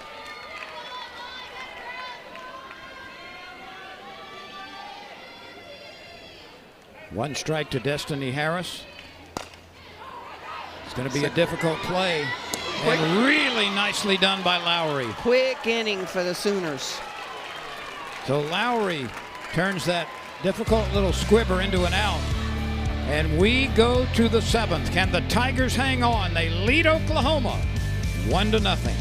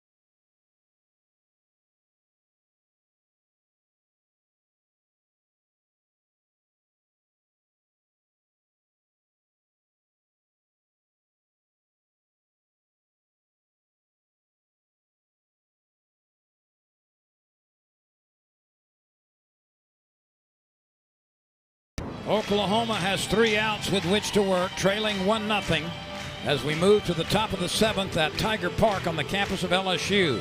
Yvette Gerard, Lynn Rollins with us, and CC Salura has been able to throw a lot of strikes. She has allowed the 6 hits. They've all been singles. She has struck out 3. She has not walked a batter. And has helped herself out defensively with her glove. Tiger fans are feeling this.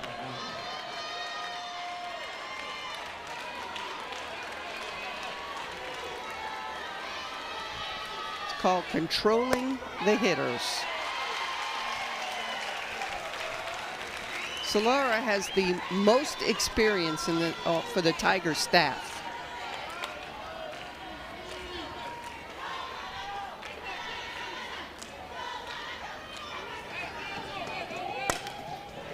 Wow. That's a fair ball. And Oklahoma will take no chances. The ball is returned to the infield quickly by Lorenz in left field. That's well struck. You can't get any fairer than that ball. But Beth Torina is going to challenge it. Well, she's got the It might as well. got the challenge to use. Might as well. That ball was a rocket down the third base line. It was past Daniels so fast. It clearly looked fair to us. I mean, Hodges.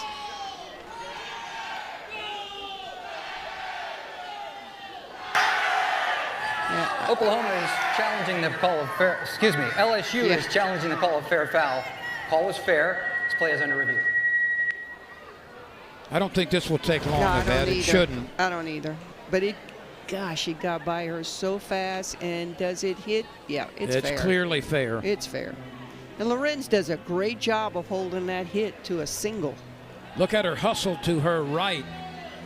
Pick it up, scooping and throwing accurately to second base.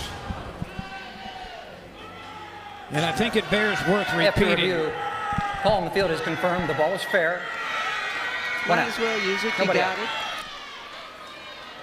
But we saw it from up here. And I think we're going to have a pinch hitter here. You mean they need pinch hitters? This is Lexi McDaniel, a freshman from St. Joseph, Missouri. Are they going to bunt her over? Is that why she's maybe the best bunter? Nope, they're not bunting her over. Salura buzzes the outside corner for a strike. It's been 365 games since Oklahoma has been shut out.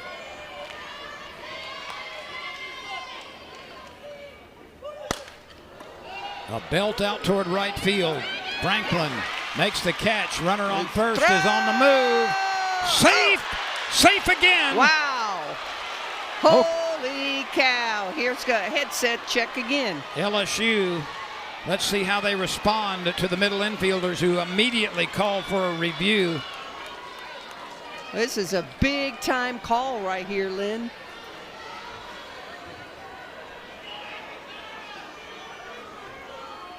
Franklin cut loose with a tremendous throw after that catch from the warning track. Great throw. Ball in the field is out at second base.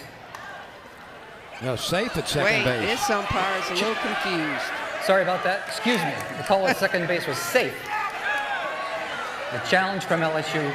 We will take a look at this play. Let's see.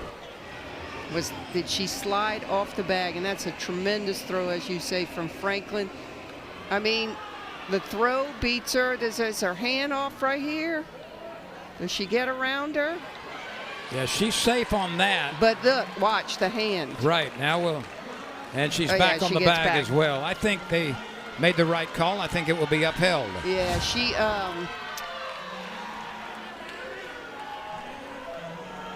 Edwards was sprawled out. If she could have hung on to her, but you know, she's too far from the bag. But what a gutsy play by Oklahoma to go on that. Well, they need to get into scoring position. They do, but and they did. That ball, the game could have potentially really turned if she Indeed, was out at second. indeed, it would have been the second out. What a game. This has been fun. Say that again. What a game. You betcha. I'm not sure why they're taking a look at this over and over again. Oh, here we After go. review, the call in the field stands. The runner is safe. LSU has lost the challenge. They have no challenges remaining. What a slide, though. Look at this slide. What a fantastic slide to avoid that tag. She went to the outside of the bag. Well, here is Abby Dayton, who has singled twice at the bottom of the order. The tying run at second base. LSU 2 outs away. There's a base knock to left field.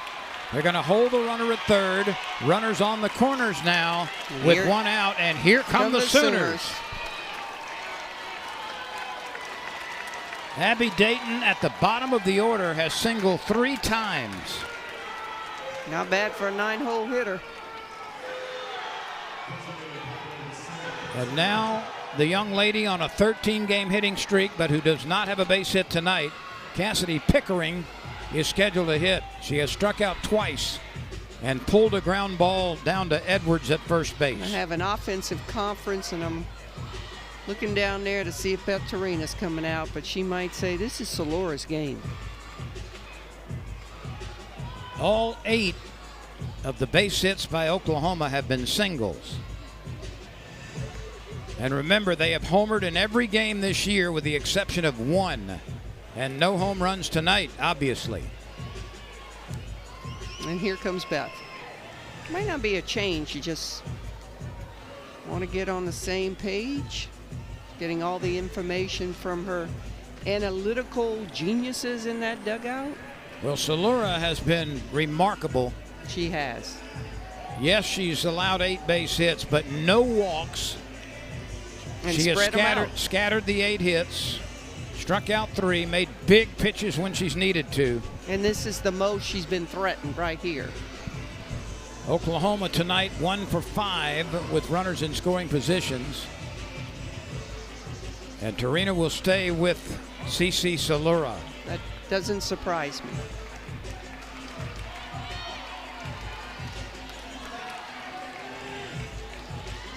This is why you come to the ballpark, to see a game like this. This is why you buy a ticket.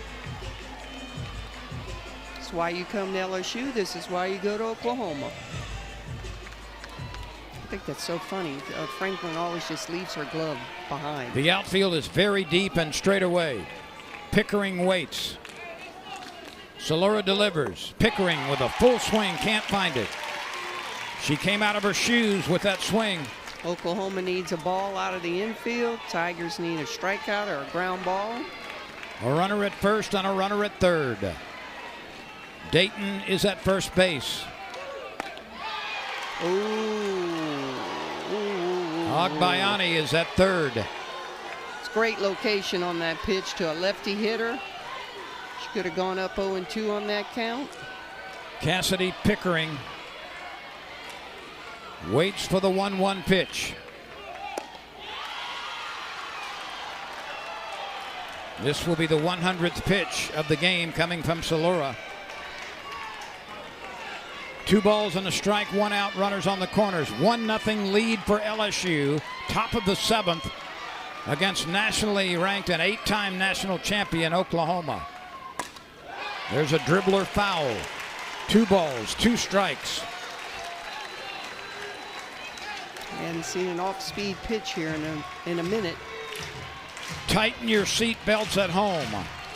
I'm sitting on the edge of my seat.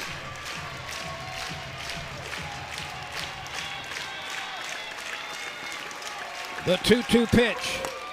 Dribbled foul. Got us a battle here.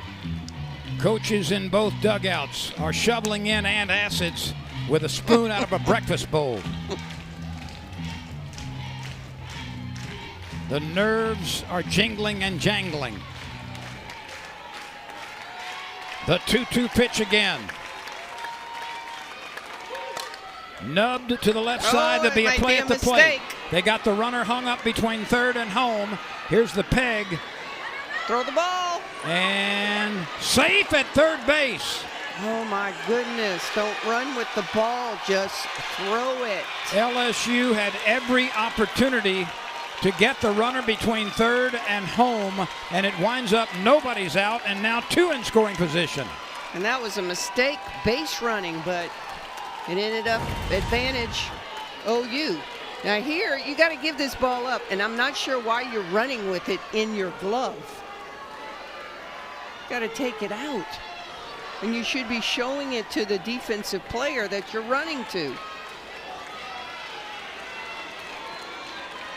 And then they had an opportunity to perhaps get the runner from first. But here we go, bases loaded, 1 out. Wells at the plate. This is the leading home run producer by a lot in the country. My goodness, how things have changed so quickly. Still LSU leads 1-0.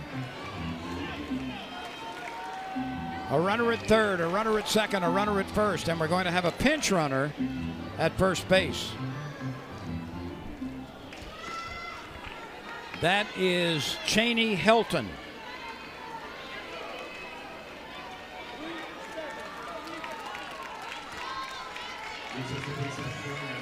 How the texture and tension of this game has changed, Yvette, in a heartbeat.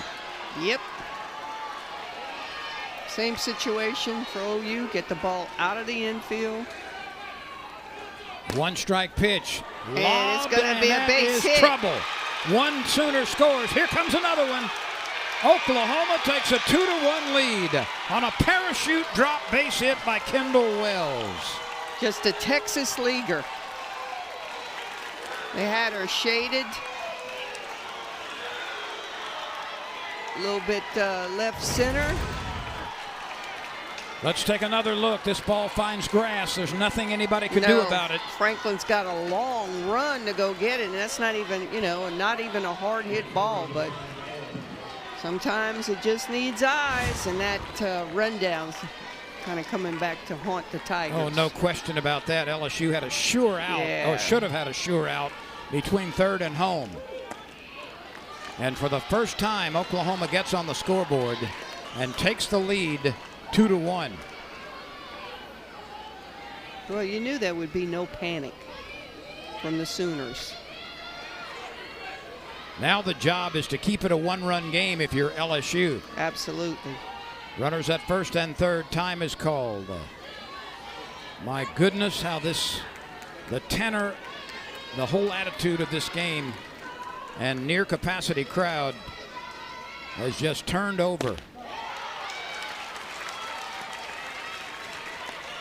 Delayed steal. And they're going to let the runner get to second base. That was Wells. Runners at second and third now with one out, 2 runs in. 1-1 count. Base hits, 2 more runs. Want to keep this ball on the infield if you're the Tigers. LSU will be looking to cut the run down at the plate if possible, or to hold the runners if not. Getting a steady dose of drop balls.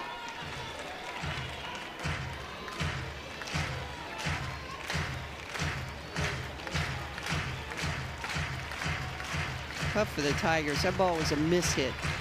And again, you know, defensive miscues. LSU was on the doorstep of snuffing out Oklahoma. This is popped up. That's a big out. Lorenz has it. And there is no attempt to advance. Big out there. Sure is. You know, the tag from first and the slide at second, we talked about the inches being won. That point so well made. The rundown at third. That was just an execution mistake by LSU. They practiced that every day and could not get an out on what should have been a play, an easy play between third and home.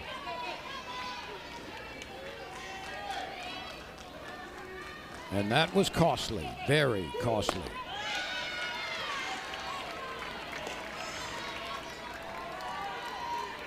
So Oklahoma has managed to score 2 in the 7th and takes a 2-1 lead. Emmerling waits the 2-0 pitch. Lifted into the air. Pretty well hit, but squeezed in front of the warning track by Lorenz. And we go to the bottom of the 7th inning as Oklahoma has mounted a 2-run comeback in the top of the 7th. And right now leads LSU 2-1.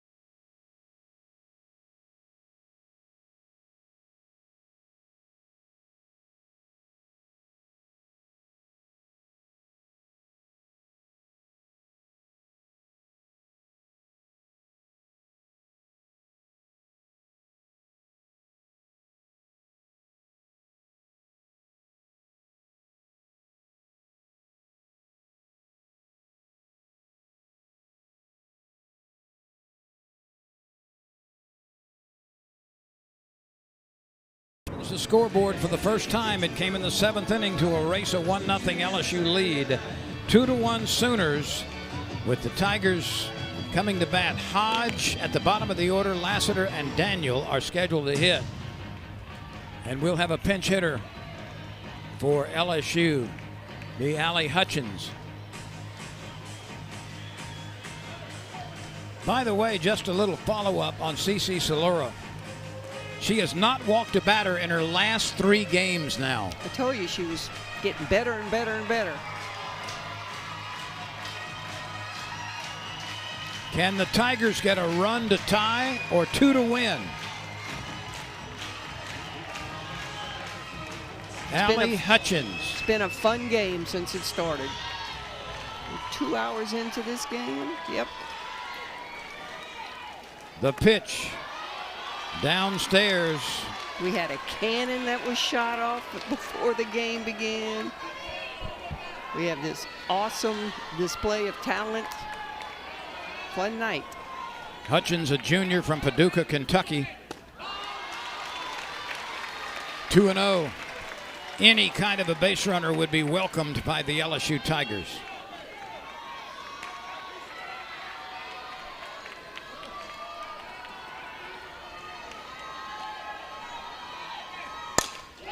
There's a liner foul by a couple of strides. Well struck, but missing the fair part of the field.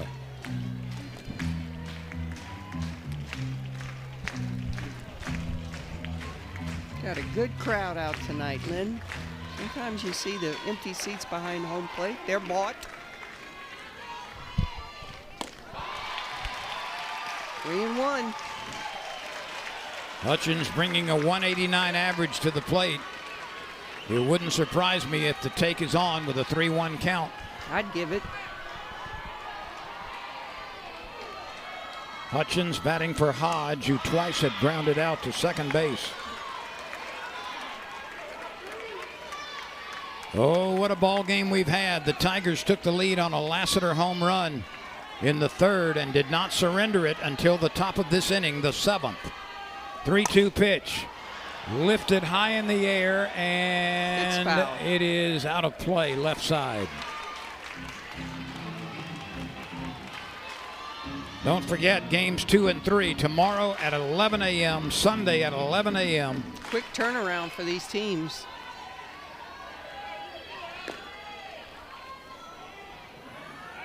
Those games will be available respectively on the SEC Network tomorrow and on ESPN on Sunday.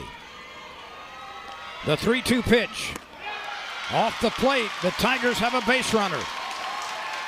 And that's a good job by Hutchins, who has not had regular playing time and very patient at the plate to work Lowry for a walk. Sometimes you are given a walk, sometimes you earn a walk, and she earned it.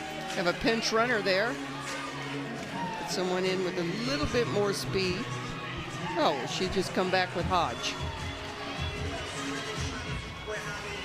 So Avery Hodge returns to the lineup.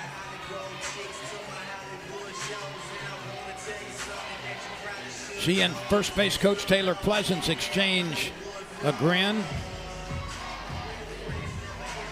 And we've got conferences palaver all over the place.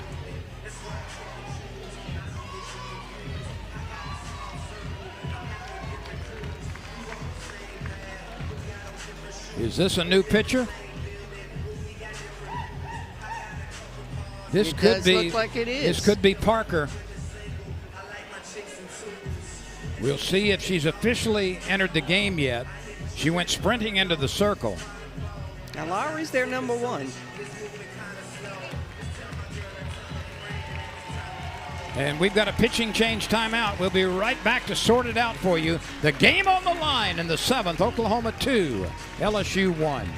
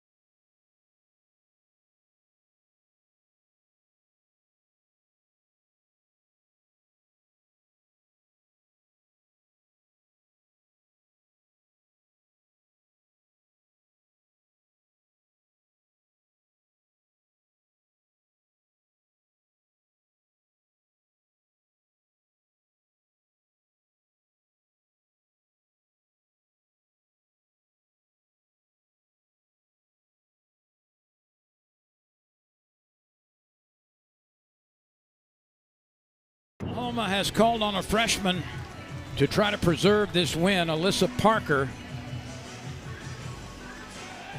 She's a tall right-hander, replacing the lefty Lowry. You see a drop, a screw, a rise, some changeup. She's 4-0 on the season. Has a big screwball posture with that stepping left and throwing right. She started 5 games, 1 complete game, a 2.07 ER record with that 4-0 record.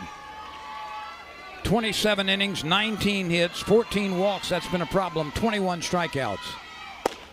Looking for the save here and delivers a strike to Lassiter. And she comes in throwing 70 miles an hour. Lassiter has had a huge game at the top of the order. A single, a home run, and another single. Parker's given up 1 home run on the season. The 1-1 pitch to Lassiter with a runner at first base. Way wide. And she's a hard thrower. You can hear the mitt popping. She has 21 Ks in 27 innings pitched. Oklahoma protecting a 2-1 lead. Its first advantage of the game coming in the 7th. The pitch. Change up, a floater, and that's a dandy. That's that Bugs Bunny changeup. Strike 1, strike 2, strike 3. Pull that out of her back pocket at 45 miles an hour. Here's the 2-2 pitch to Lassiter. It's thrown hard, but it misses wide. LSU is a pitch away, a ball away from putting the tying run at second base, the winning run at first.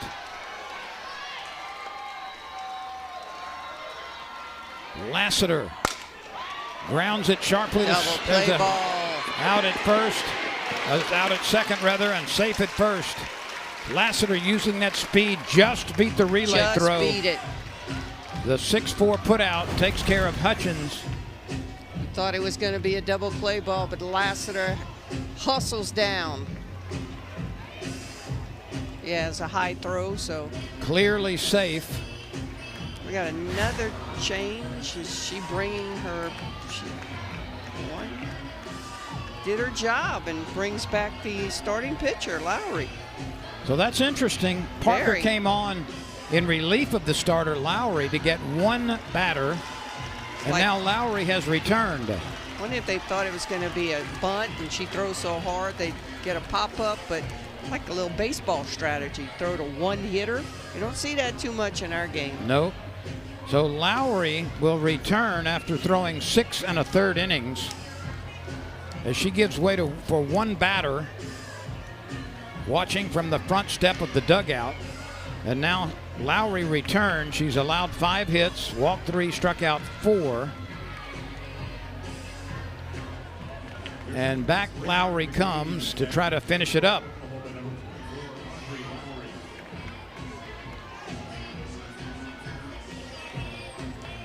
Now this is not possible, but just for the heck of it, somebody's going to claim she could get the win and the save. But as you said, not possible. Why not?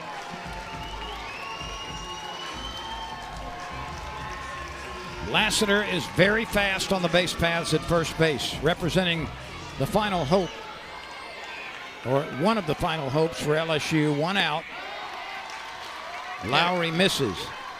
Pinch hitter here. Pickett for Daniel. Pickett's got some power.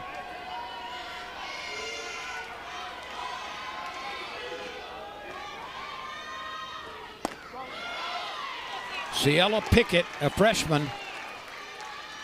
The biggest moment she's had in her young college career. She's from California. Pickett swings on the pitch, lifts it into foul ground, out of play, right side. And a souvenir. Who's she hitting for? Hitting for Daniel.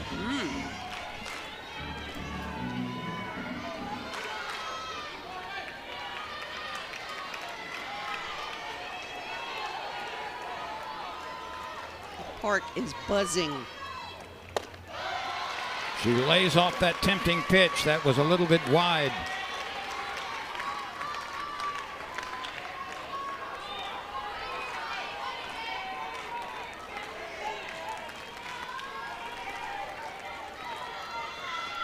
Pickett fouls another one out of play. She's only had 20 at bats, but she has produced 6 base hits. She's hitting .300. Crowd has got their money's worth tonight. Couple of doubles, 4 driven in for Pickett. This is the 13th time she's been in a game. She has started 5. 3 and 2. Pickett does not look overmatched. She's had good posture, so to speak, in the batter's box. Those nerves are no doubt crackling and popping, but she has kept them under control to this point. The 3-2 pitch. Hammered, foul. Just foul.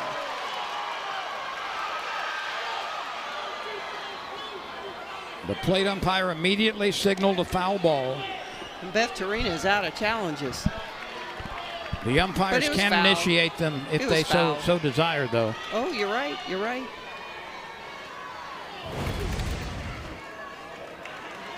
Watch the plate umpire immediately signal foul right here.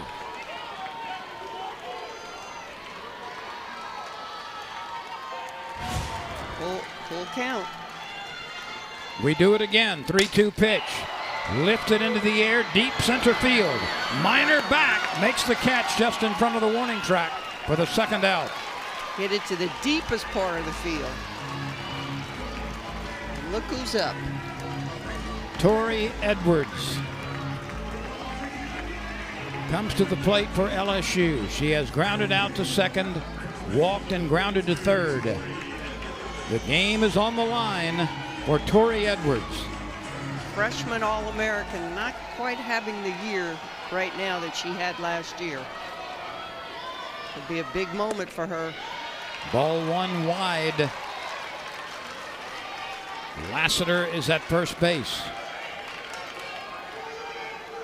Edwards out of Flower Mound at Texas, a sophomore. Timeout.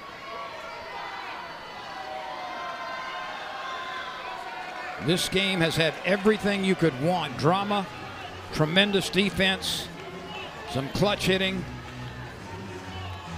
Good pitching. And Oklahoma looking to win for the 22nd consecutive time.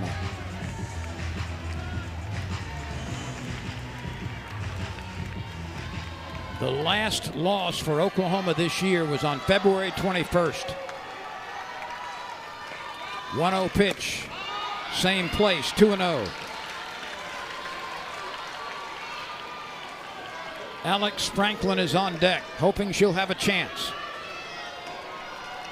Edwards can win it or end it right here. 3-0. 3-0. They might be pitching her very carefully. And definitely nibbling on that outside corner. 2 runs, 9 hits, no errors for Oklahoma. 1 run, 5 hits, no errors for LSU. The pitch. Ball 4, a quick base on balls. Every pitch was in the same location. They kept it away from Tori Edwards. And here comes the Energizer Bunny. Look at Franklin just hopping around.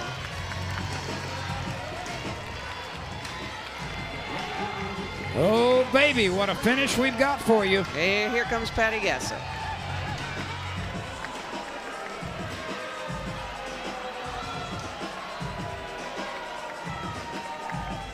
You're looking into the face of one of the most successful college softball coaches in the history of the game. And this would be win number 1,600 for her.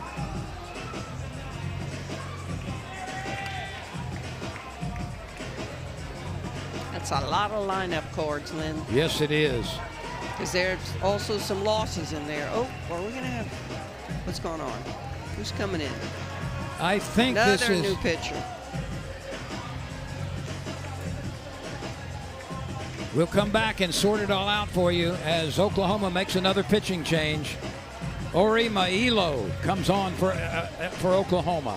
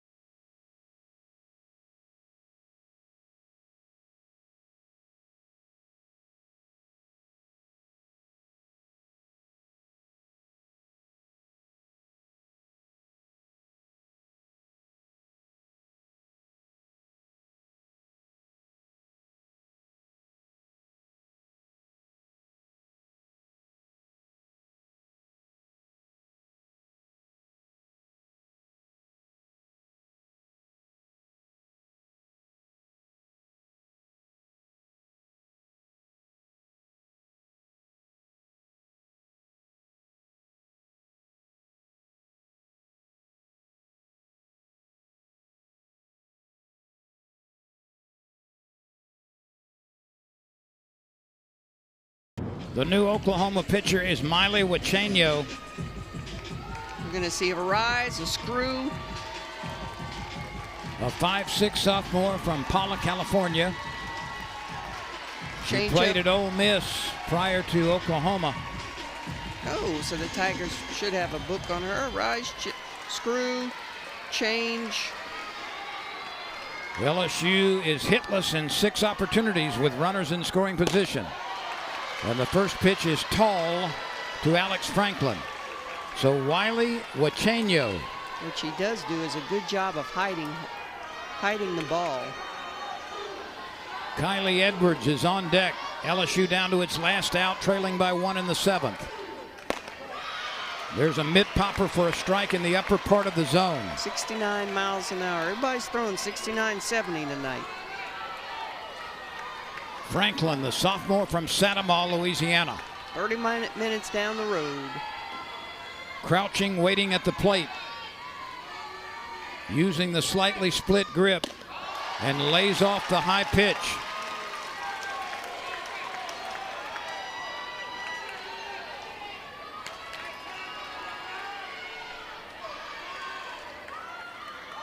The Tigers are down by 2 in the 7th. They've got the winning run at first base, the tying run at second. He has a nice changeup at 56 miles an hour. She's got kind of a little funky windup. She'll hide that ball really well. And she kind of shows it.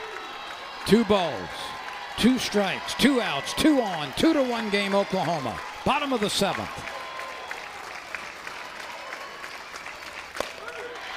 That's a very good take. Curveball on the outside corner. You could see the ball spinning, but it was a ball. We got a full count. The runners will be moving. 2 outs, full count. Franklin waits. Wachenio delivers. Ground ball just foul past third. Well struck. But everybody will have to return to their bases. Game of inches. There's fire in the sky above Tiger Park tonight. Been one of those games. Oklahoma was shut out. The powerful Sooners did not have a run until the 7th, when they scored twice to overcome a 1-0 deficit. The 3-2 pitch. Fouled off again. Good job by Franklin. It's a battle here. The sophomore, who didn't play hardly at all last year, has been a great player for the Tigers in right field, playing a steady outfield and swinging a pretty good bat. Again, the 3-2 pitch with the game on the line. Ripped into left field, base hit.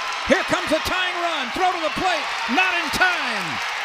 Alex Franklin delivers, and let's let you listen to this place going nuts. How about that battle there? Just outside of the glove of third.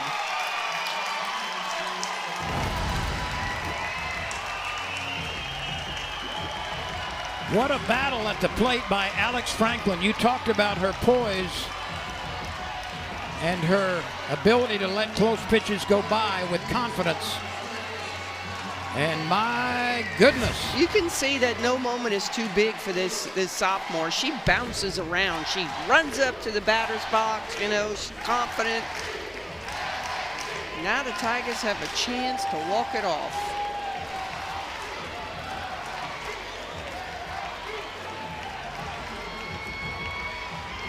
Kylie Edwards 0 for 3. Pinch runner at second. Maddox McKee.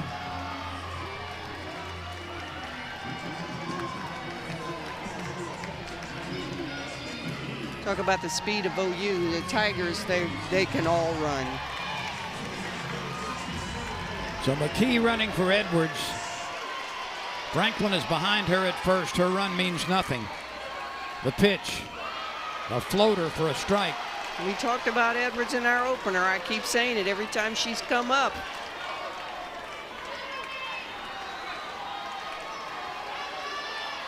She was dynamite for the last 3 or 4 games. Yowza, where was that pitch? That mid-popper misses.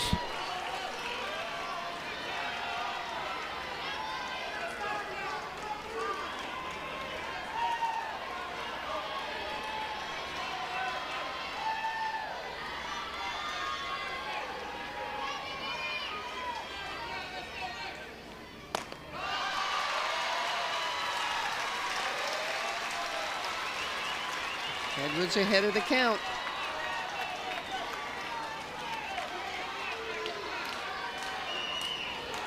Two balls and a strike, 2 outs.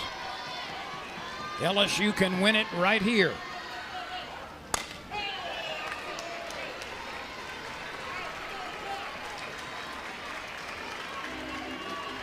We've got an interesting chart to show you. Look at the Kylie Edwards slugging percentage the last 15 games.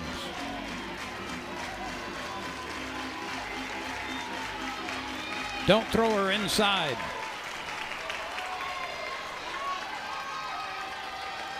The 2-2 pitch hit sharply on a hop, fielded by the second baseman over to Emmerling, and we've got extra innings, and perhaps it's fitting that these two teams do battle with a little lanyap. Yep, it's a claw and fight night. LSU comes back and ties it in the 7th.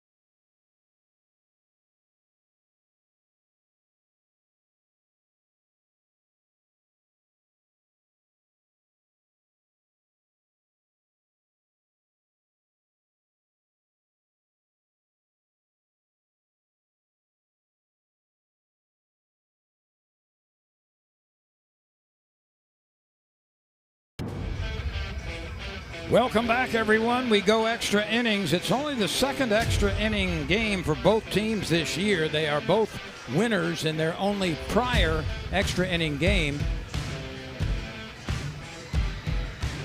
Oklahoma and LSU each giving the other all it can take tonight. And we go on to the 8th.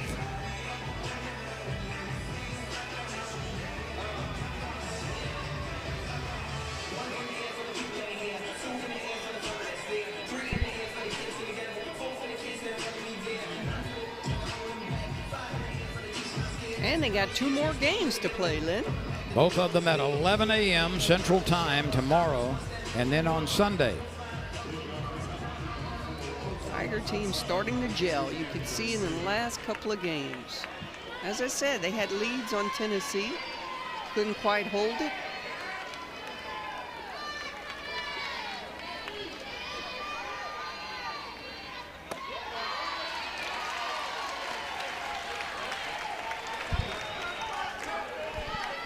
Gabby Garcia is the first hitter.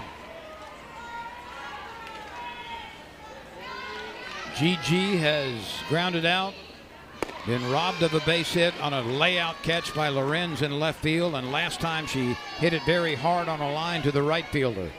She's 0 for 3, but she's made good contact.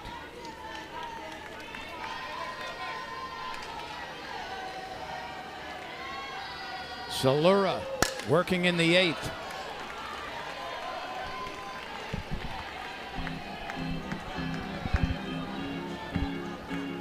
Both of these teams have been challenged by big moments tonight, and both of them have responded.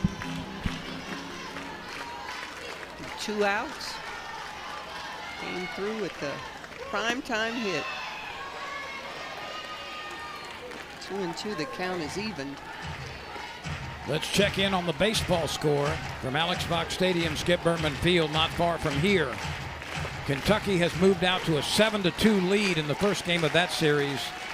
They are in the 7th inning. Kentucky 7, LSU 2 in the first game of that baseball series. And we'll get you caught up on some other SEC action in just a moment. Perplexing scores coming out of baseball.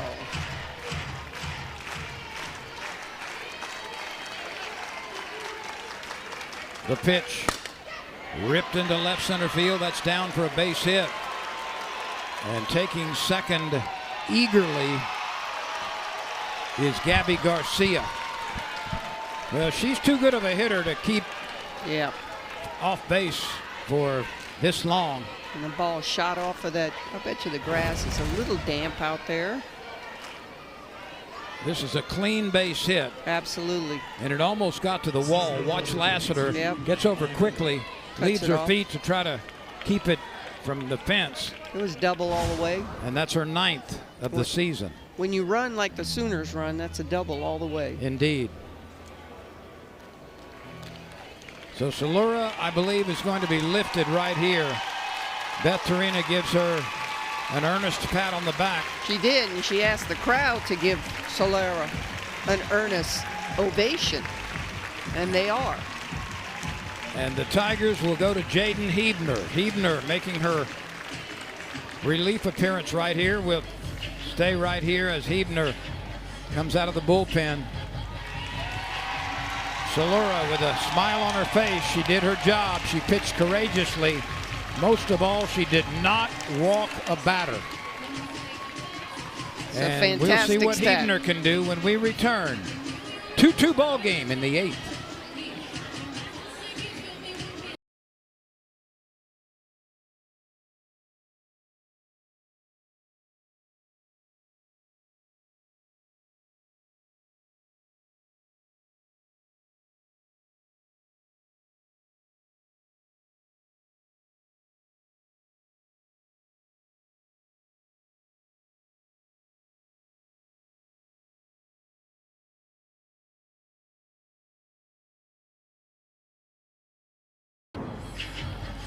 The multicolored glove of Jaden Hebner.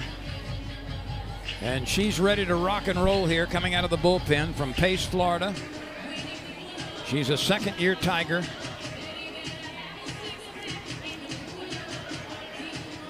She throws primarily a hard rise ball. Has the most innings of an LSU pitcher.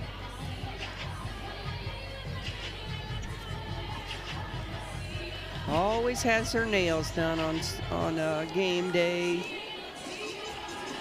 Glove is called cute. And I just know she's got one big old dog. It's a Mastiff of some sort.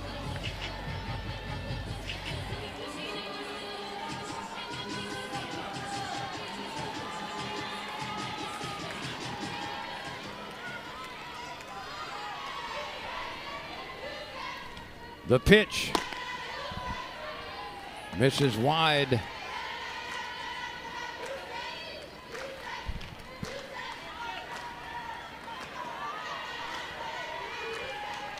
Kai Minor at the plate, the freshman from Irvine, California.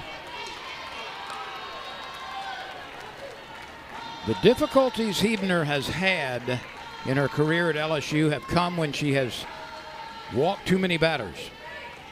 And if that ball gets elevated a little bit, then it will leave the park. And now it's 3-0. Sometimes she, as Beth Torina calls it, effectively wild.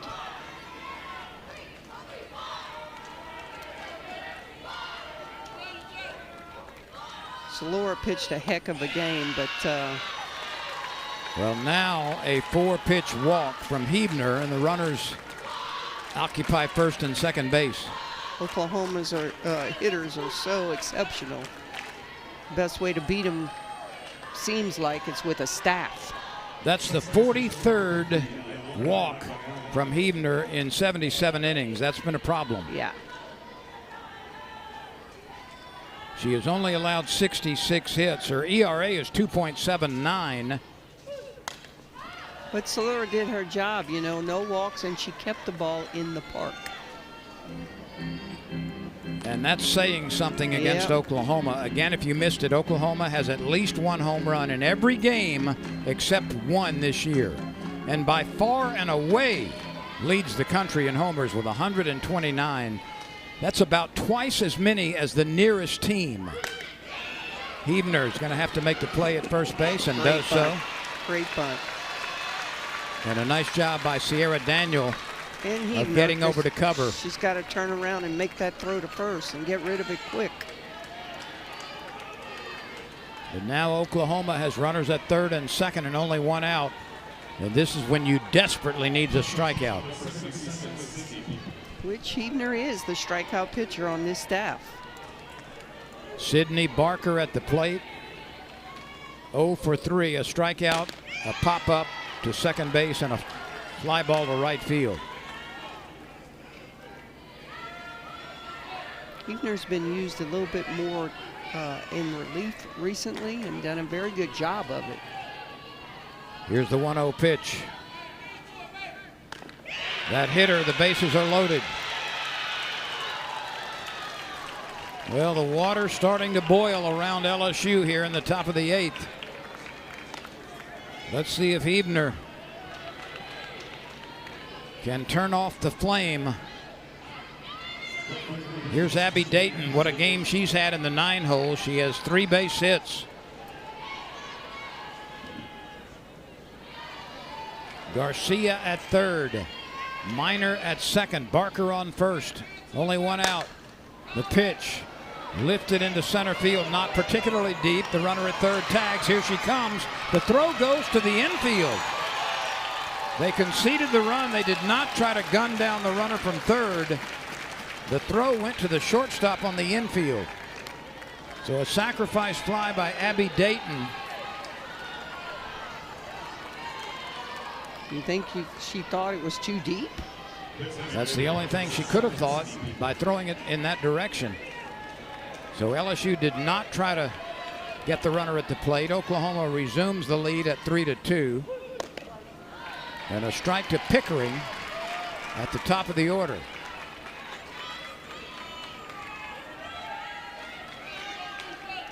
Pickering, another one of those home run producers with 13. A gaudy RBI number. It sure is. 42 of them at the top of the order. That's nearly twice as many as the best LSU RBI producer. So my eyes always go to first. RBIs.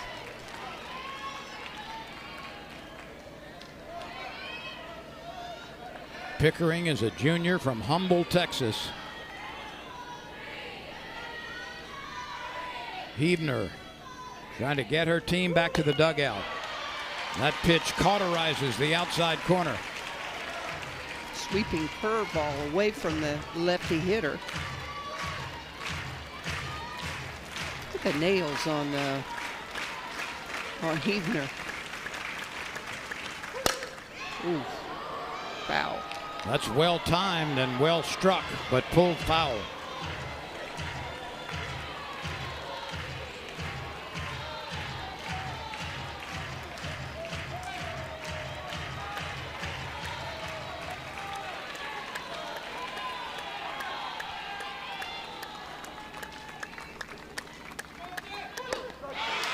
That's a call, third strike.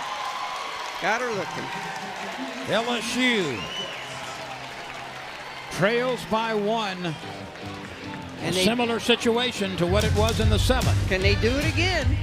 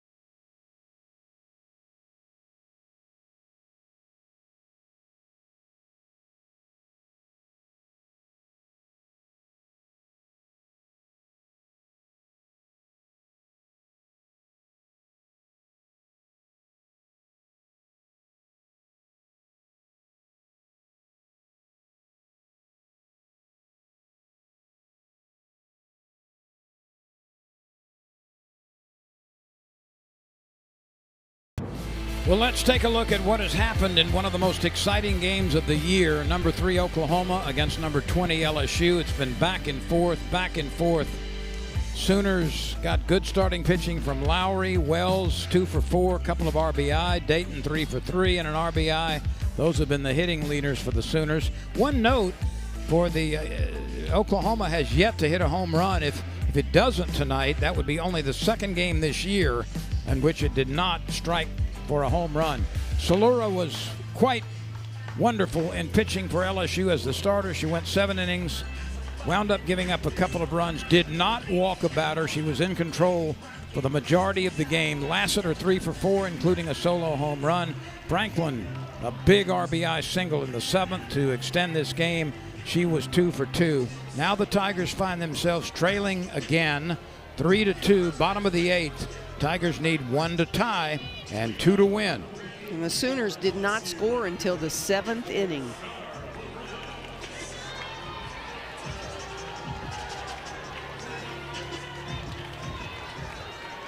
Char Lorenz is 0 for 3. And the pitch misses high and away. Lorenz has flied to right, popped up to shortstop, and flied to left. A single base runner would put the tying run on base.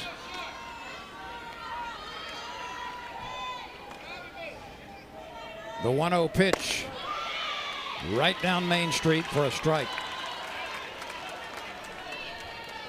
And they've left Wachenko. Help me here, Lynn. Wachenio. Miley Wachenio. Back into the circle. She's the 3rd pitcher of the night. There's a smash, but foul. Well struck. That ball will be thrown back in play, but it'll have the shape of a frisbee. Exit speed at 75. Came in at 68 miles an hour. Left at 75.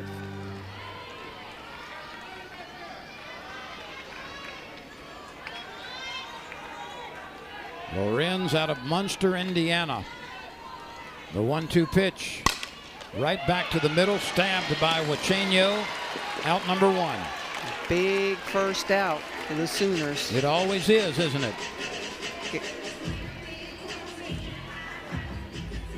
Here's Bergeron. This would be a good time for her 3rd home run of the season. She has slumped to 187. How many home runs did she have last year? It was double digits. And this is picked on and lifted, foul out of play.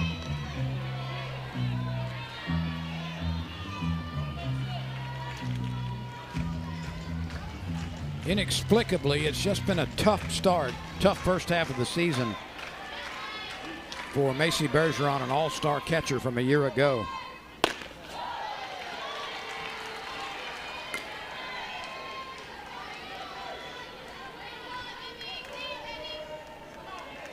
One ball, 1 strike, 1 out. Tigers need base runners. Wachenio takes her time, now uncorks, and finds the bottom part of the strike zone.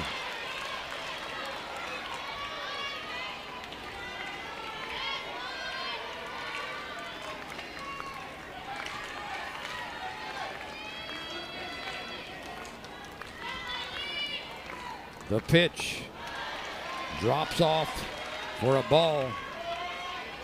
2-2.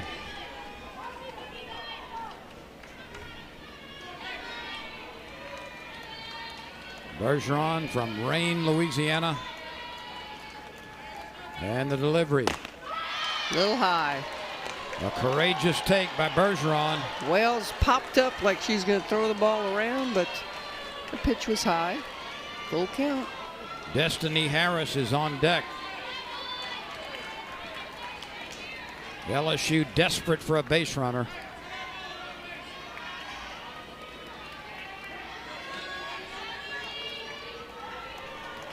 Bergeron has more walks than strikeouts.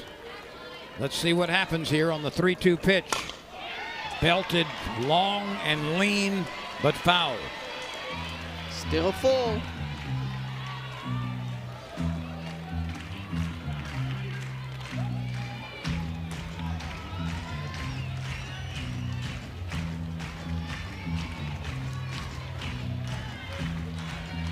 3 runs, 10 hits, no errors for Oklahoma. 2, 6, and 0 for LSU.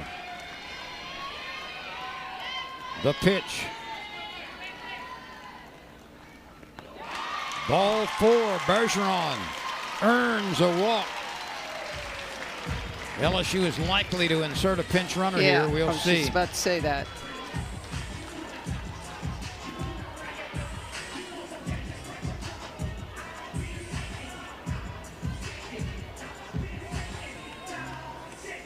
Beth Torina will make the call. Going down her lineup and seeing who she's got available.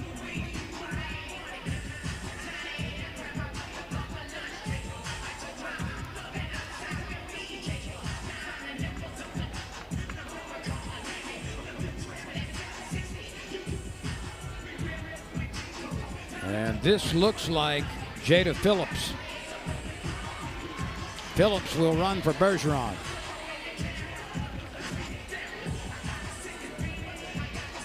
So the Tigers still have life with 1 on, 1 out, trailing by 1 in the bottom of the 8th inning to number 3 Oklahoma.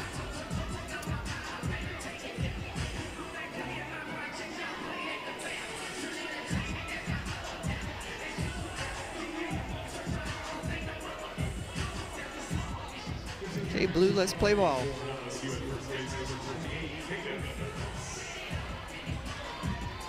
Jada Phillips at first base. LSU has not attempted a steal tonight. Too much respect. Harris is 1 for 3. A strikeout, a 4th inning single, and a bouncer back to the circle. Destiny Harris, the sophomore from Norfolk, Virginia. Does have 2 home runs.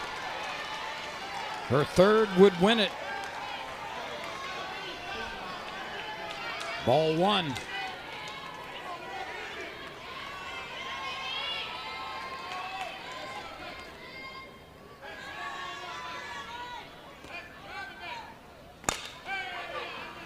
Now the count at 1-1.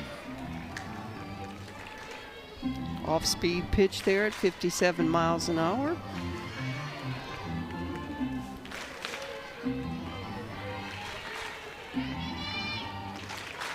We've had almost 3 hours of thrills tonight at Tiger Park. Yep, fans got their money's worth. And we've seen a whale of a game.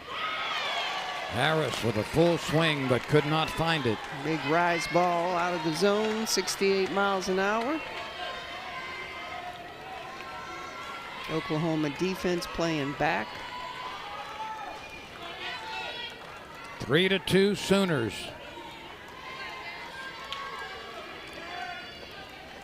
Wachenio tilts and brings the pitch. Ooh, That almost hit her, it did hit her. but she swung. So it's a So strike. that's a strike. She thinks she gets first base. She will not. She swung and it hit her. That was strange. It was going to hit her all the way.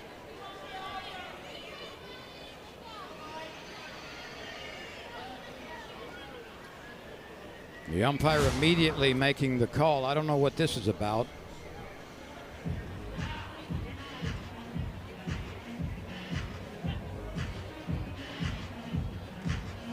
So they're going to talk it over and see who saw what. But that replay clearly showed a It's swing. a correct call.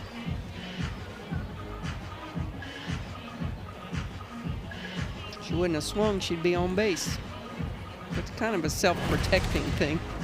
You can see this ball's coming in at her.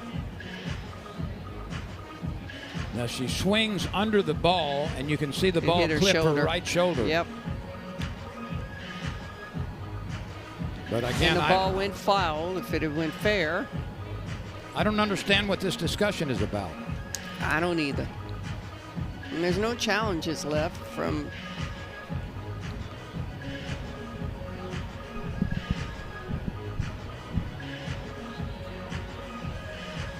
They might be in contact with review headquarters in Birmingham. I'm not sure.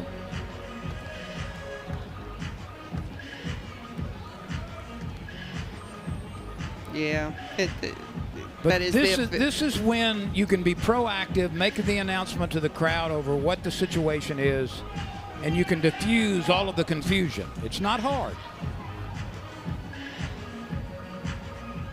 And Patty Gasso, I think, wants an explanation of what's being discussed. There is Here we another go. review going on right now in Birmingham. We are next in line. Next in line. I didn't know that happened. Well, it's a first. There's a review being done from another ballpark right now. I put that together, but it's the first time I've heard it. It gives us a chance to go over some There you SEC go. scores. You ready? Yep, I'm ready. Ole Miss beat Tennessee 2-1. How about that? Georgia 10-2 over Kentucky. Missouri shut out Auburn 3-0. The ruling on the field is that the batter with 2 strikes swung and missed at a pitch, making it strike 3. We are having an umpire-initiated challenge to make sure that is correct. Yes, it's correct, sir. I can verify it. We can help you. Arkansas beat Florida 6-2. Some upsets tonight. Alabama 8-1 over North Dakota State in that non-conference weekend. And they're in the 6th inning. Texas A&M and Texas, a high-scoring game. It is confirmed, I should say. Dead ball strike, 2 outs. 8 apiece, Texas A&M and Texas in the 6th inning. Ooh, there's a barn burner there. And the Tigers now have 2 outs down to their last out. And I umpired. I understand, and they do a great job. Just trying to make sure. But that's clear a rule book. There's no gray area. She clearly swung, then was hit by the pitch at strike 3. You're out. And Avery Hodge going up against her old team. Wouldn't this be fitting if somehow she extends this game?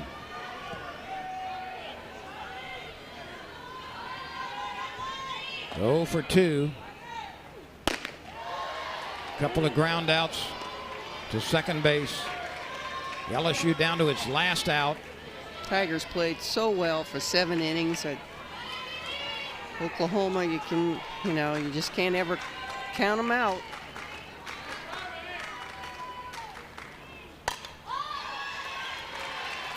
Game's not over till it's over, though.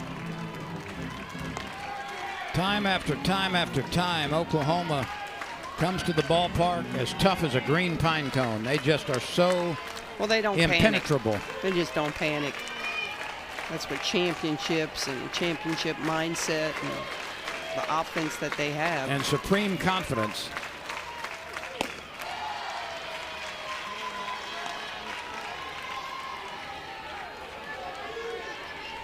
This would be win number 1,600 for Patty Gasso.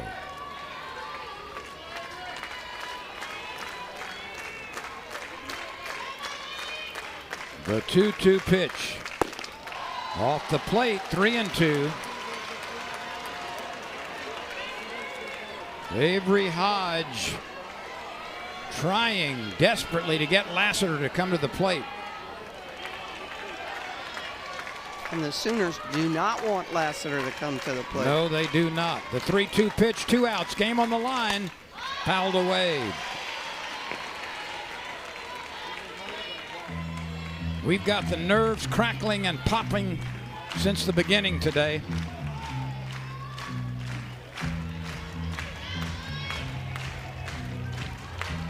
A valiant effort by both of these teams. Back and forth, exchanging heavyweight punches. The 3-2 pitch popped up. Agbayani has it, and that is the end of the game. Salura is the hard luck loser in the circle for LSU. She's 4-3. And Wachaño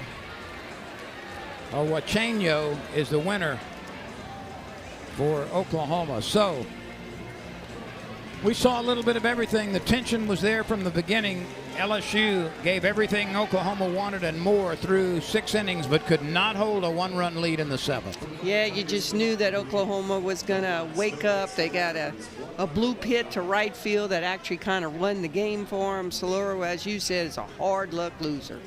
So that brings us to tomorrow. It's an 11 o'clock start on Saturday. The same thing on Sunday, 11 a.m. both days. Those games will be available on the SEC Network and ESPN, respectively.